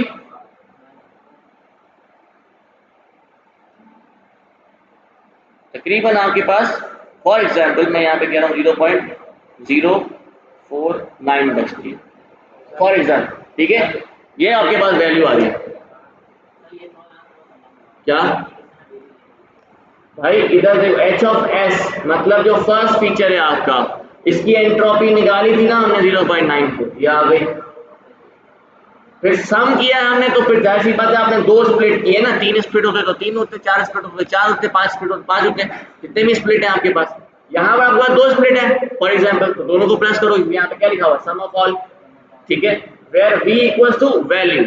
अब यहाँ पर S तो वैल्यू, या फिर आप कह सकते हो, उसको मैंने बताया था ये क्या होता है आपके रिमेनिंग है। रिमेनिंग आओ SV की बात करो, SV की, ठीक है, SV की, जो यहाँ पर हमारे पास आ गए हैं, इसमें से 8 मेरे पास इधर आ गए। तो SV क्या हो गया? 8। और टोटल सैंपल कितना था? 14। तो 8/, ऊपर नहीं लिख दिया, जो फॉर्मूला है उसमें पुट कर दिया, ऊपर नहीं लिख दिया। ये जो वर्डिंग है ना, ये खुद को कंफ्यूज करने के लिए ऊपर लिख दिया। कल आप बोलो निक्सर, आपने नीचे लिख दिया। फॉर्मूला जो है मैं उसकी बात कर रहा हूँ। यहाँ पर आपने लिखना है कि रिमेनिंग निकालना है ना, तो जितने आपने वहां भेज दिए टोटल में से उतने निकल गए, जितना परसेंटेज बची वो आपकी remaining percentage of your sample होगी कि नहीं होगी? 8 डिवाइड बाय 14 कैलकुलेट करो क्या बन रहा है।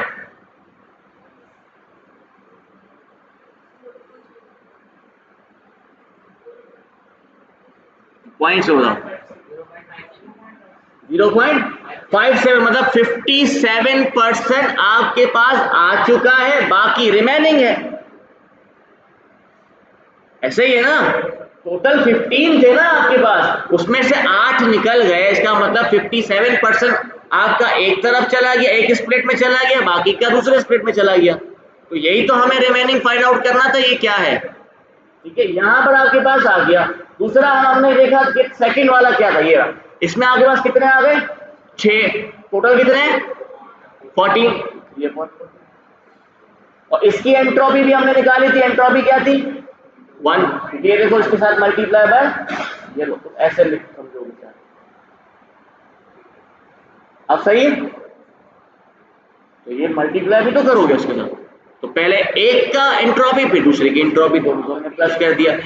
इन दी एंड आपके पास गेन क्या बचा 0.049। फीचर नहीं स्प्लिट, यहां पर स्प्लिट्स है, फीचर नहीं है यार। अब यही तो ढूंढ रहे हैं हम कि फीचर कौन सा लें। पहले ये आपके पास गेन आ रहा है, अब फॉर एग्जांपल आपने दूसरा फीचर उठा लिया, उसमें आपके पास कोई गेन समथिंग आ गया 0.052 फॉर एग्जांपल। तो अब हमें कौन सा यहां पे चूज करना चाहिए, नीचे वाला जहां पर आपके पास गेन ज्यादा आ रहा है, जिसका मतलब आपके पास यहां पर इसमें आप बेसिकली अच्छी तरीके से स्प्लिट कर पा रहे हो। मैक्सिमम जो बेसिकली हमारे पास आउटकम्स हैं वो इस फीचर के ऊपर बेस कर रहे हैं। आप फिर तीसरा उठा के देखोगे, अगर उसकी और अच्छी आ रही है, आप चौथा उठा के देखोगे उसकी अच्छी आ रही है, जिसकी ज्यादा बेहतर आपके पास गेन आ रहा है आपने उसको as a root node choose करना है। ठीक है, आपने नहीं करना, मॉडल खुद करेगा, लेकिन ये भी हमने ही बनाया है तो हमें पता है कैसे करना है, तो ये पता होना चाहिए आपको।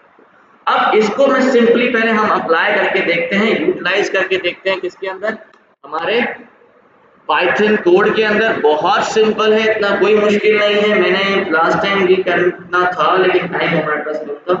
बहुत सिंपल है, सारी कहानी ये है कि कितना स्प्लिट करना है, कौन से फीचर पे स्प्लिट करना है और कब तक स्प्लिट करना है, दैट्स इट, और कुछ भी नहीं।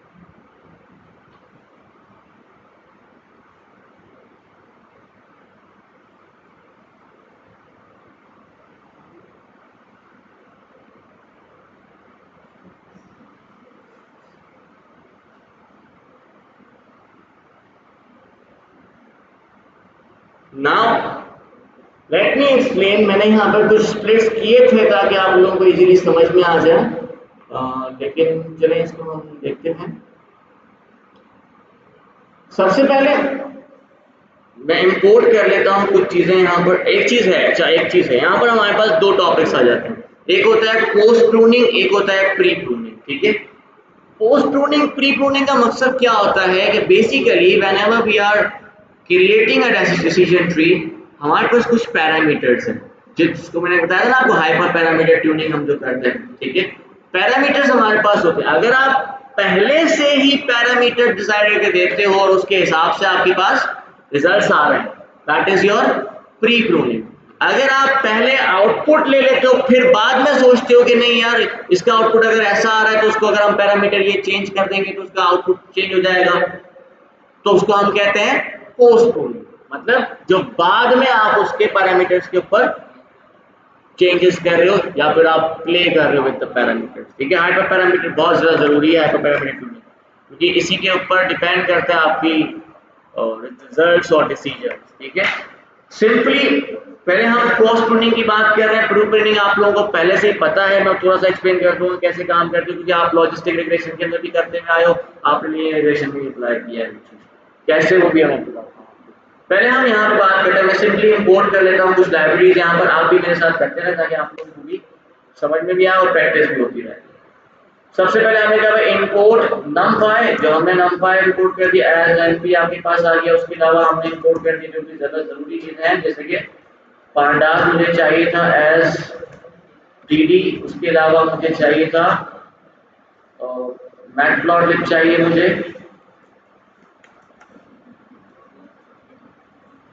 मैटप्लॉटलिब चाहिए मुझे, pyplot plg, उसके अलावा मुझे चाहिए cbone चाहिए मुझे, और दूसरी चीज और क्या चाहिए हमें, फ्रॉम sklearn। भाई टेस्ट और ट्रेन में स्प्लिट करना है तो आप क्या यूज करोगे, sklearn डॉट। अभी तक तुम लोगों को ये चीजें याद नहीं हुई। मॉडल सिलेक्शन है बेटा, अजीब पता नहीं कौन सी बात कर रहे हो, स्पेलिंग गलत है क्या?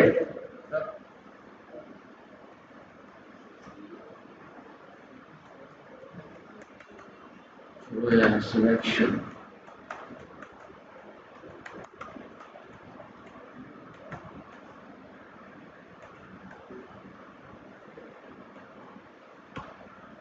उसके अलावा आपको और क्या चीजें चाहिए, उसके अलावा हम करेंगे sklearn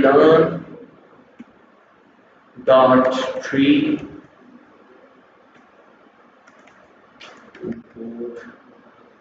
डिसीजन ट्री क्लासिफायर। देखो हमारे पास एक रेसर भी है और क्लासिफायर भी। अभी फिलहाल हम क्लासिफायर की बात कर रहे हैं क्योंकि हम कैटेगोरिकल डेटा की बात कर रहे थे। तो डिसीजन ट्री क्लासिफायर, इसमें क्या है? ठीक है, इसको मैं एग्जीक्यूट कर देता हूँ।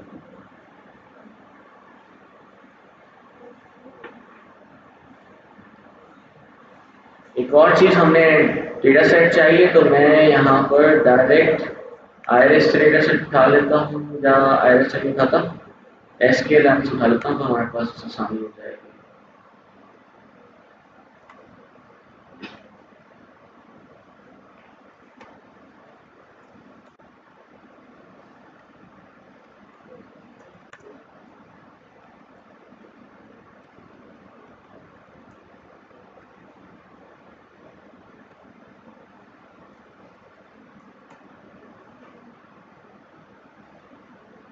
Now here you can see आपके पास x भी आ गया, ठीक है, सारे के सारे जितनी भी वैल्यूज हैं आपके पास x की वो इसके अंदर आ चुकी हैं। अगर आप इसके y चेक करना चाहो तो y भी चेक कर लो, तो ये सारे के सारे y की वैल्यूज आपके पास आ, ठीक है। और ये मल्टीपल है, मैं फिलहाल इसमें से क्योंकि हमें बाइनरी चेक करनी थी तो ये मैं एक निकाल देता हूँ इसमें से। यहाँ पर हमारे पास 3 है, तो फिलहाल मैं एक को निकाल देता हूँ, 2 को निकाल देते हैं। तो 2 को कैसे निकाला जाए, कैसे निकालते हैं,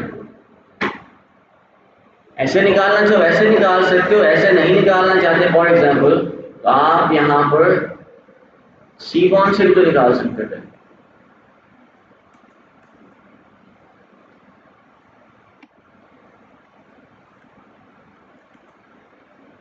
ये आपके पास आ गया ना स्पीशीज वगैरह, इसको हम निकाल देते हैं, यहीं से निकाल दो। अगर आपकी मर्जी, आप यहाँ से निकालना चाहो यहाँ से निकाल दो, आप यहाँ से निकालना चाहो यहाँ से, what ever the way is, जो आप कोई सा भी डेटा सेट यहाँ पे यूज कर सकते हो, सारे दोनों के दोनों बराबर है।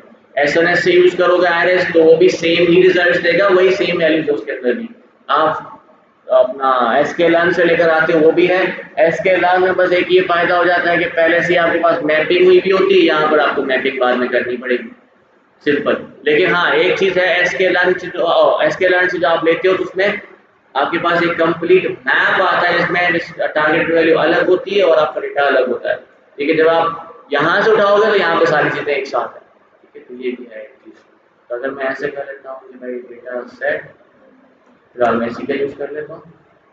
ठीक है, डेटा सेट हो गया आपके पास। कैसे रिमूव करूँ, डॉट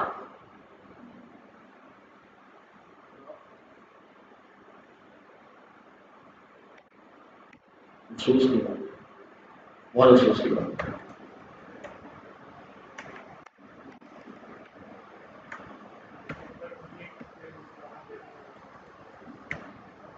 किसी की स्पेलिंग नहीं है?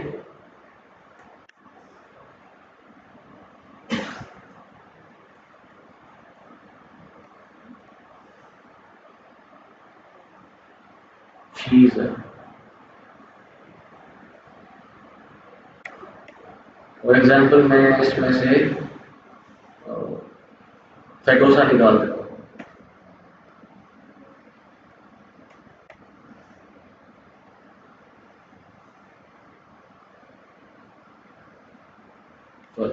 निकाल देता हूँ। ये सारी की सारी वैल्यूज आपकी हो गई जो निकल गई, सिर्फ और सिर्फ फेटोसा निकल गया, बाकी सारा आपके पास आ गया, ऐसे ही।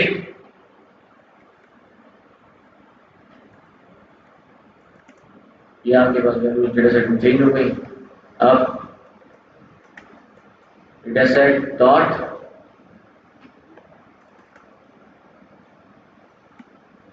स्पीशीज डॉट मैप कर दिया।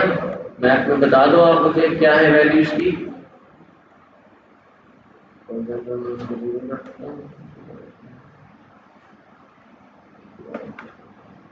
पहला क्या है वर्जिनी का, दूसरा क्या है वर्सी कॉलर, ऐसे ही।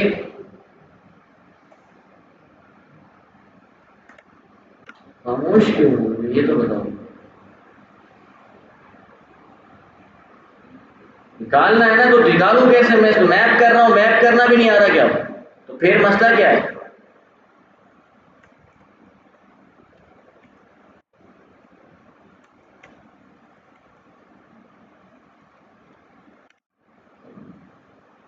पहले वर्सी कॉलर, पहले वर्सी कॉलर है तो उसको हम पहले वर्सी कॉलर कर देते हैं। दूसरा क्या है वर्जिनी का, तो ये आपके पास वर्जिनी का क्या कह रहे हैं, सॉरी सॉरी सॉरी, ठीक है ये बन गया, लेकिन इसको हमने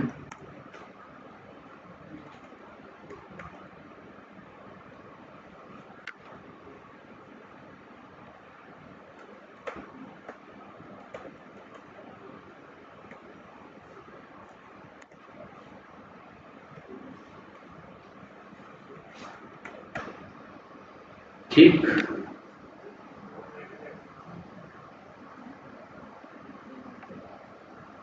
okay, here you can see your data set, इसके अंदर आपका ऑटोमेटिकली ये मैप हो चुका है, ठीक है, ऑटोमेटिकली हमने खुद किया, मैपिंग हो चुकी है आपके पास, डेटा आपके पास कंप्लीटली अवेलेबल है। अब आप इसको x और y के अंदर वो कर लो, वो क्या कहते हैं डिवाइड कर लो। आपको पता है x की वैल्यू क्या है हमारे पास, x equals to data set, सारी रोज चाहिए, सारे कॉलम चाहिए सिवाय आखिरी कॉलम के, ऐसे ही है।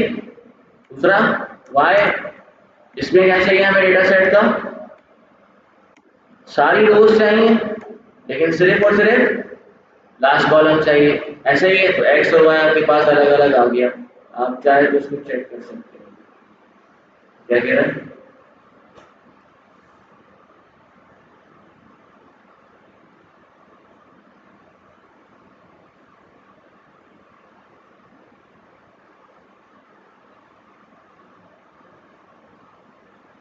अच्छा हाँ सॉरी सॉरी, ठीक है। आपके पास ये x और y अलग हो गया, आपने x चेक कर लो, आपके पास सारे के सारे डिपेंडेंट फीचर्स हैं और इंडिपेंडेंट फीचर्स हैं। अगर आप y चेक करो तो आपके पास सारे के सारे डिपेंडेंट फीचर्स हैं यहाँ पे, ठीक है। दो चीजें आ चुकी हैं आपके पास, हमें यहाँ पर x train comma x test, y train comma y test equals to then test split, आपने इसको x दे दिया और y भी दे दिया और साथ में आपने इसको और क्या देना था test size, test size equals to, हम फॉर एग्जांपल यहाँ पे 0.25% रख रहा हूँ और रैंडम स्टेट में इसको दे रहा हूँ सीड 42। तो ये आपके पास बेसिकली डेटा आपका ट्रेन और टेस्ट में स्प्लिट हो चुका है। ट्रेनिंग डेटा सेट हमारे पास कितना परसेंट है? 75%। टेस्ट डेटा सेट हमारे पास कितना परसेंट है? आवाज नहीं आ रही। 25%। डेटा सेट आपके पास अलग अलग यहाँ पर ट्रेन और स्प्लिट हो चुके हैं। अब हमने हमारा क्लासीफायर उठाना है। फॉर एग्जाम्पल मैं यहाँ पर लिख रहा हूँ ट्री क्लासीफायर, ऐसे ही नाम रखना। बाकी आप जो नाम रखना चाहें आप रख सकते हो, टीसी रखो, टीसी क्लासीफायर रखो, जो रखना है आप रख सकते हो। ठीक है, इसके लिए हमने क्या करना है? डिसीजन ट्री क्लासीफायर, ये आप यहाँ पर इसको ऑब्जेक्ट क्रिएट कर देते हैं। डिसीजन ट्री का आपके पास ऑब्जेक्ट क्रिएट हो चुका है। आपने सिंपली करना क्या है? वही सेम चीजें हैं, कोई फर्क नहीं है। प्रिडिक्ट वही है, फिट वही है, हर चीज आपने यहाँ पर इसको दे सकते हो। जैसे कि मैंने इसको कहा भाई जो ट्री है, तभी तो देखो सारा तभी तो हम आपको मैथ्स पढ़ा रहे हैं, क्योंकि इसमें कुछ भी नहीं। आपने एक मॉडल पढ़ा, उसी तरीके से बस मॉडल के नाम चेंज करो चला रहे हो, मॉडल का नाम चेंज करो चला रहे हो। पैरामीटर्स फर्क होते हैं बस। अब पैरामीटर्स का फर्क तब पता चलेगा ना कि पैरामीटर जब आपके काम कैसे आ रहा है, कैसे काम कर रहा है पैरामीटर, किधर हमारे को वो पैरामीटर काम आएगा, वो मैथ से पता चलेगा, अदरवाइज तो आपको नहीं पता चलेगा। यहाँ पर हमने कहा भाई जो हमारा ट्री क्लासिफायर डॉट फिट किया, फिट के अंदर हमने इसको दे दिया एक्स ट्रेन और Y train. Now here you can see आपका ट्री क्लासिफायर यहाँ पर ट्रेन हो चुका है। आपकी मर्जी, अब आप इसको प्रेडिक्ट कर सकते हो। अगर मैं इसको प्रेडिक्ट करता हूँ, फॉर एग्जांपल मैं यहाँ पर रख रहा हूँ ट्रेन प्रेडिक्ट कर रहा हूँ। ट्रेन प्रेडिक्ट का मतलब क्या होता है? उन्हीं वैल्यूज को मैं यहाँ पर प्रेडिक्ट कर रहा हूँ जिन वैल्यू को मैंने इसको ट्रेन किया, ताकि मुझे पता चल सके कि ये ट्रेनिंग पे जिस पे ट्रेन किया उसको भी सही से जानता है कि नहीं जानता। अगर उसी को सही से नहीं जानेगा तो फिर तो मेरा मॉडल किसी काम का ही नहीं। तो पहले सबसे पहले हम ट्रेन प्रेडिक्ट करके देखते हैं। जब आपने ट्रेन प्रेडिक्ट करने के लिए आप क्या यूज करोगे? मॉडल डॉट प्रेडिक्ट, और प्रेडिक्ट के अंदर आपने क्या देना है इसको? X train. ये प्रेडिक्ट कर देगा आपके पास। Simple is that. Accuracy check करनी है, एक्यूरेसी चेक करने के लिए मुझे क्या इंपोर्ट करना है? From sklearn dot matrix import accuracy score, ऐसे ही। और साथ में मैं इसके साथ कंफ्यूजन मैट्रिक्स भी इंपोर्ट कर रहा हूँ ताकि मुझे समझ में आए, और साथ में मैं इसके साथ क्लासिफिकेशन रिपोर्ट भी इंपोर्ट कर रहा हूँ ताकि मेरे पास सारी चीजें आ जाए। प्रिसिजन रेट हो गया आपका, रिकॉल हो गया आपका, और स्पेसिफिसिटी हो गई आपकी, एक्यूरेसी हो गई, सारी चीजें आपके पास यहाँ पे हो जाएंगी। इसकी एक्यूरेसी चेक करनी है तो हमने इसको बताना है कि भाई प्रिंट करता हूँ, प्रिंट क्या किया हमने? ट्रेनिंग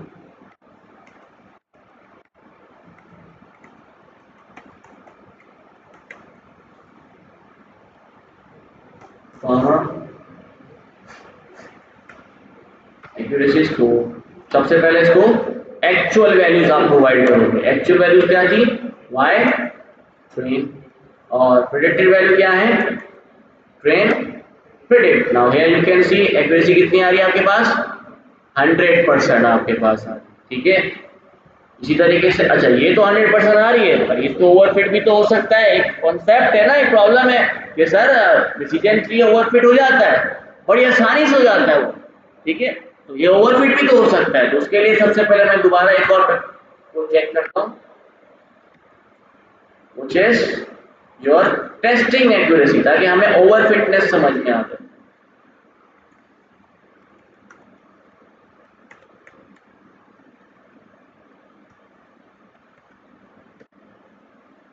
हो जाएगा आपका वाई टेस्ट, और हो जाएगा आपका टेस्ट प्रेडिक्ट। बनाया है मैंने? नहीं बनाया, तो बना लेते हैं।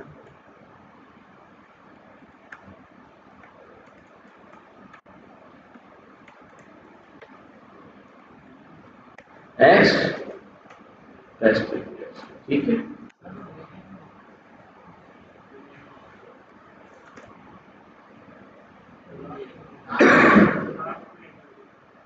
सब एक ज़्यादा हो गया, अब सही है। Let's see, now here you can see आपके पास एक्यूरेसी आ रही है 0.8, तो somehow it is working fine.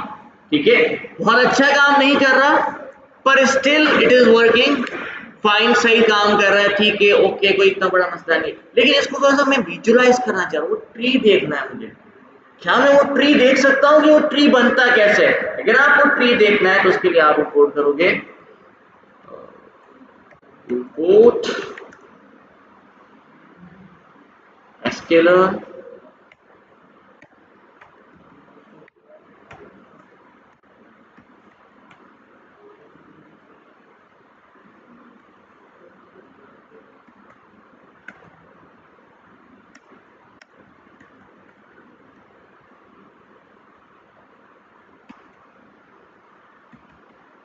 एक बड़ी अच्छी चीज है प्लॉट ट्री। ठीक है,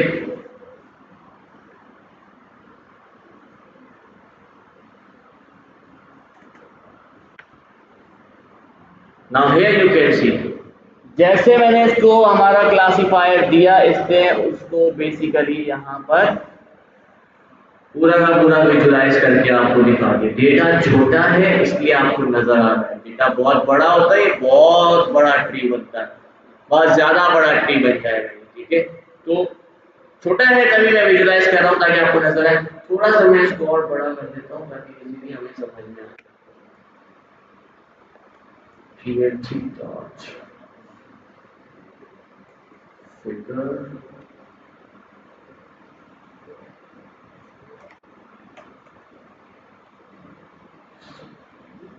उसे बड़ा बना लेता हूँ ताकि हमें समझ। हाँ, इसमें एक और चीज होती है, इसको हम कहते हैं फील्ड इक्वल्स टू ट्रू कर दो तो थोड़ा सा अच्छा नजर आएगा। ठीक है, अलग अलग कलर्स में। अब यहाँ पर आप देखो, ये मुझे सारा बता रहा है, this is your Gini index, this is your entropy, these are the samples, these are the values, और यहाँ पर आपको ये सारी चीजें बता रहा होगा कि कैसे हमने इसको स्प्लिट किया है।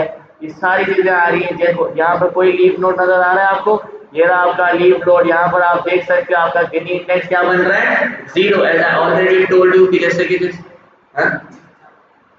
हाँ, तो ये तो नीचे अलग अलग बन रहे हैं ना लीफ नोड, यही बता रहा हूँ। जब आप लीफ नोड की बात करोगे तो यहाँ पर आप देख सकते हो आपके पास क्या आ रहा है, 0 0। इसका मतलब जब गिनी इंडेक्स होता है तो इसका मतलब वो आपका लीफ नोड होता है, and your decision tree is working like that, same as that. अब आपको इजीली समझ में आ रहा होगा कि अच्छा जो मैथ्स पढ़ी थी वो यही थी। देखो गिनी इंडेक्स 0 हुआ तो खुद का खुद वो उसका लीफ नोड बन गया। यहाँ पर गिनी इंडेक्स 0 नहीं है तो उसको और ज्यादा डिवाइड कर दिया। यहाँ पर गिनी इंडेक्स 0 नहीं है, उसको और डिवाइड कर दिया। लेकिन एक चीज इसके अंदर नोट करने की कोशिश करें, आपके पास टोटल कितनी कैटेगरीज थी, 2। यहाँ पर आप देख सकते हो ये बता रहा है 36 जीरो की कैटेगरी, जीरो के मतलब सैंपल्स थे, और 39 1 के सैंपल्स थे। जब इसको इस क्या कहते हैं आपके x2 क्या था आपके पास, x2 क्या है, 1 2 क्या है, सैंपल विड्थ। सैंपल विड्थ से उसने उसको क्या किया, डिवाइड किया या फिर स्प्लिट किया है। तो सैंपल विड्थ के हिसाब से जो वैल्यूज हमारी बन रही थी, 36 वैल्यूज हमारी किसकी बन रही थी, कैटेगरी 0 मतलब आपकी वर्सी कलर की, और 39 कितनी बन रही थी, कैटेगरी 1 मतलब आपका वर्जिनिटी की। जब इसको डिवाइड किया तो एक चीज देखो, 35 ऑफ 0 यहां पर आ चुके हैं, सिर्फ 2 वैल्यूज है। कितनी वैल्यूज है, दूसरे की 2। यहां पर भी देखें अगर हम, तो यहां पर भी 37 ऑफ देम आर यहां पर आ चुके हैं एज अ 1 कैटेगरी के, लेकिन सिर्फ एक वैल्यू एक्स्ट्रा आ रही है। तो इससे पढ़कर हमें जाना चाहिए, नहीं जाना चाहिए।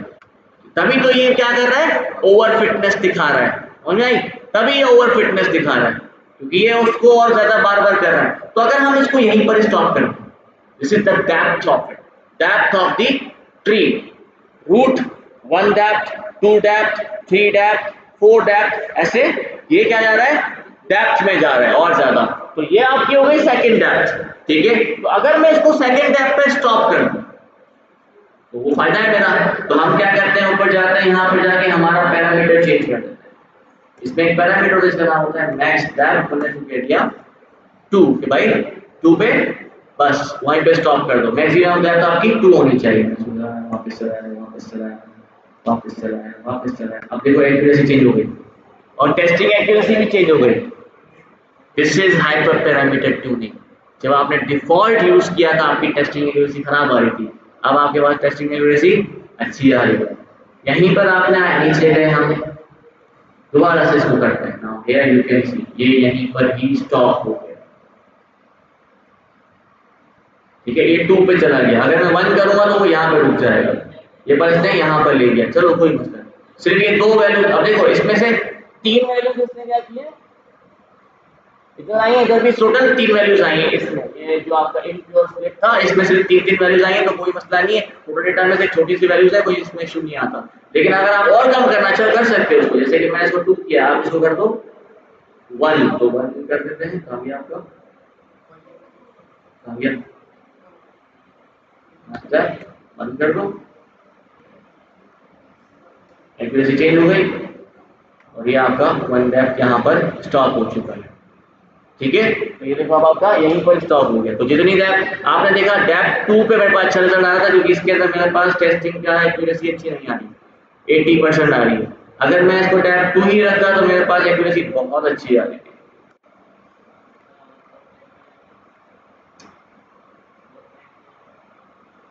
करके देखो, 4 पे डाल दो, कोई मसला नहीं है मुझे। देखो खराब हो गई तो 2 ही अच्छी है, 3 पे कर लो भले, 5 पे जितनी होगी डेप्थ उतनी जाएगा। अब टोटल डेप्थ 5 है, आपने 10 दे दो, 5 पे रुक जाएगा, 10 पे नहीं जाएगा। जबरदस्ती कहाँ से जाएगा वो? जब लीफ नोट सारे बना दिए उसके तो फिर जबरदस्ती आगे नहीं जाएगा। लेकिन कहने का मतलब, अब फॉर एग्जाम्पल आप 3 करके देख लो, कोई इशू नहीं है। अभी भी मजा नहीं आ रहा, पर हाँ अब है, अब सही है, लग रहा है, अब अच्छा लग रहा है। क्यों? क्योंकि आपके पास ट्रेनिंग एक्यूरेसी 100% आ रही है और टेस्टिंग एक्यूरेसी आपके पास 96% आ रही है। इसका मतलब अब आपका 3 इंडेक्स के ऊपर या फिर 3 डेप्थ के ऊपर आपके पास डिसीजन ट्री बड़ा अच्छा काम कर रहा है एट दिस डेटा सेट। ठीक है, अब ये तो हो गया आपका पोस्ट प्रूनिंग। कैसे? देखो मैंने पोस्ट प्रूनिंग की ना, मैंने पैरामीटर्स बाद में चेंज किए हैं रिजल्ट देखने के बाद। अगर आपको प्री प्रूनिंग करनी है, यही सेम चीज आप अपनी ग्रिड सर्च सीवी से कर सकते हो। From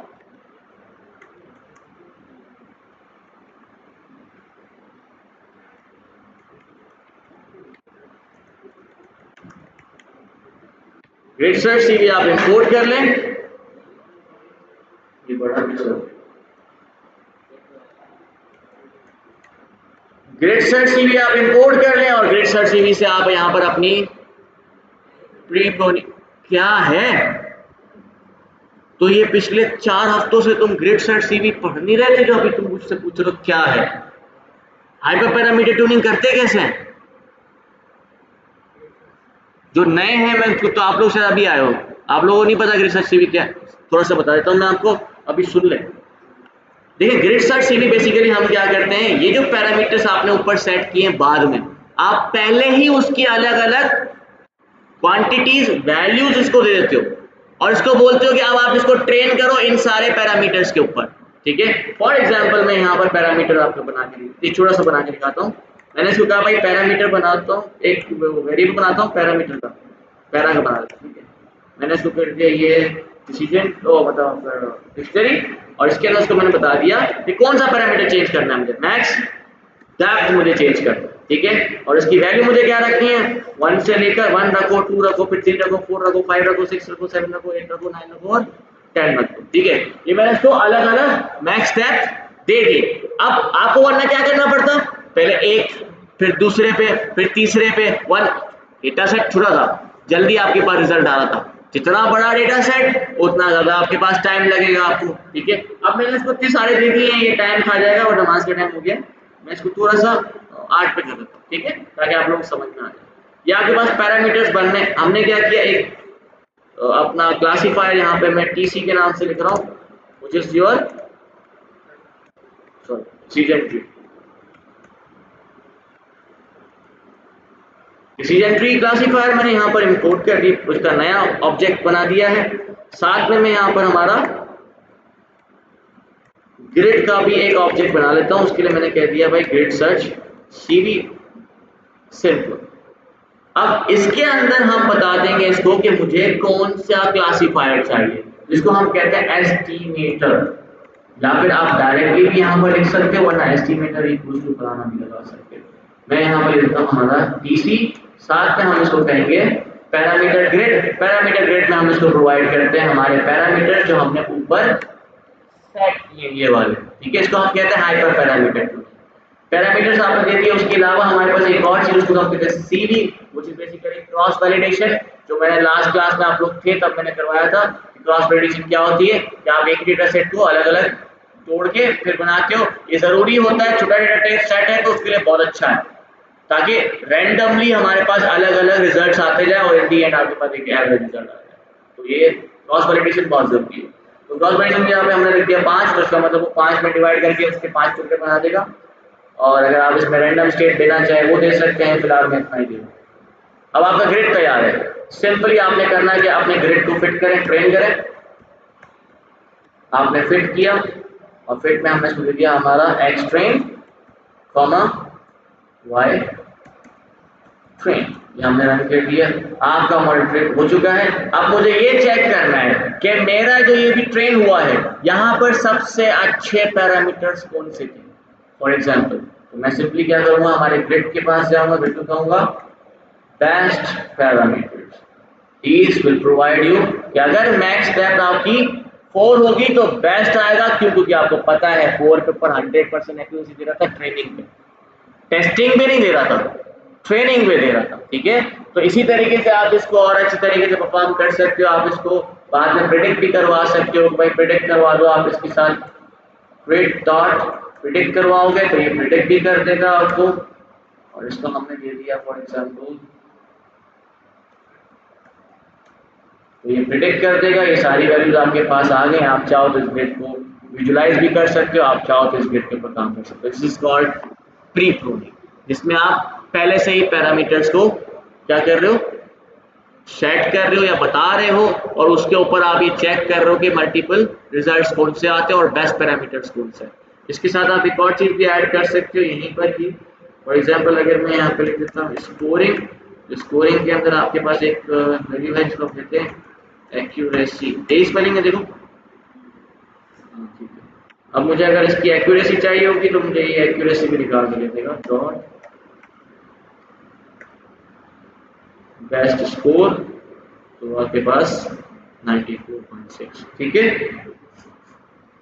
is that clear? समझ आ गया? हाइपर पैरामीटर ट्यूनिंग आप किसी के साथ भी कर सकते हो। देखो आधे घंटे का काम था मेरे सर से, तभी कहता हूँ जब आप इंटरव्यू करने जाओगे ये कोई भी नहीं पूछेगा।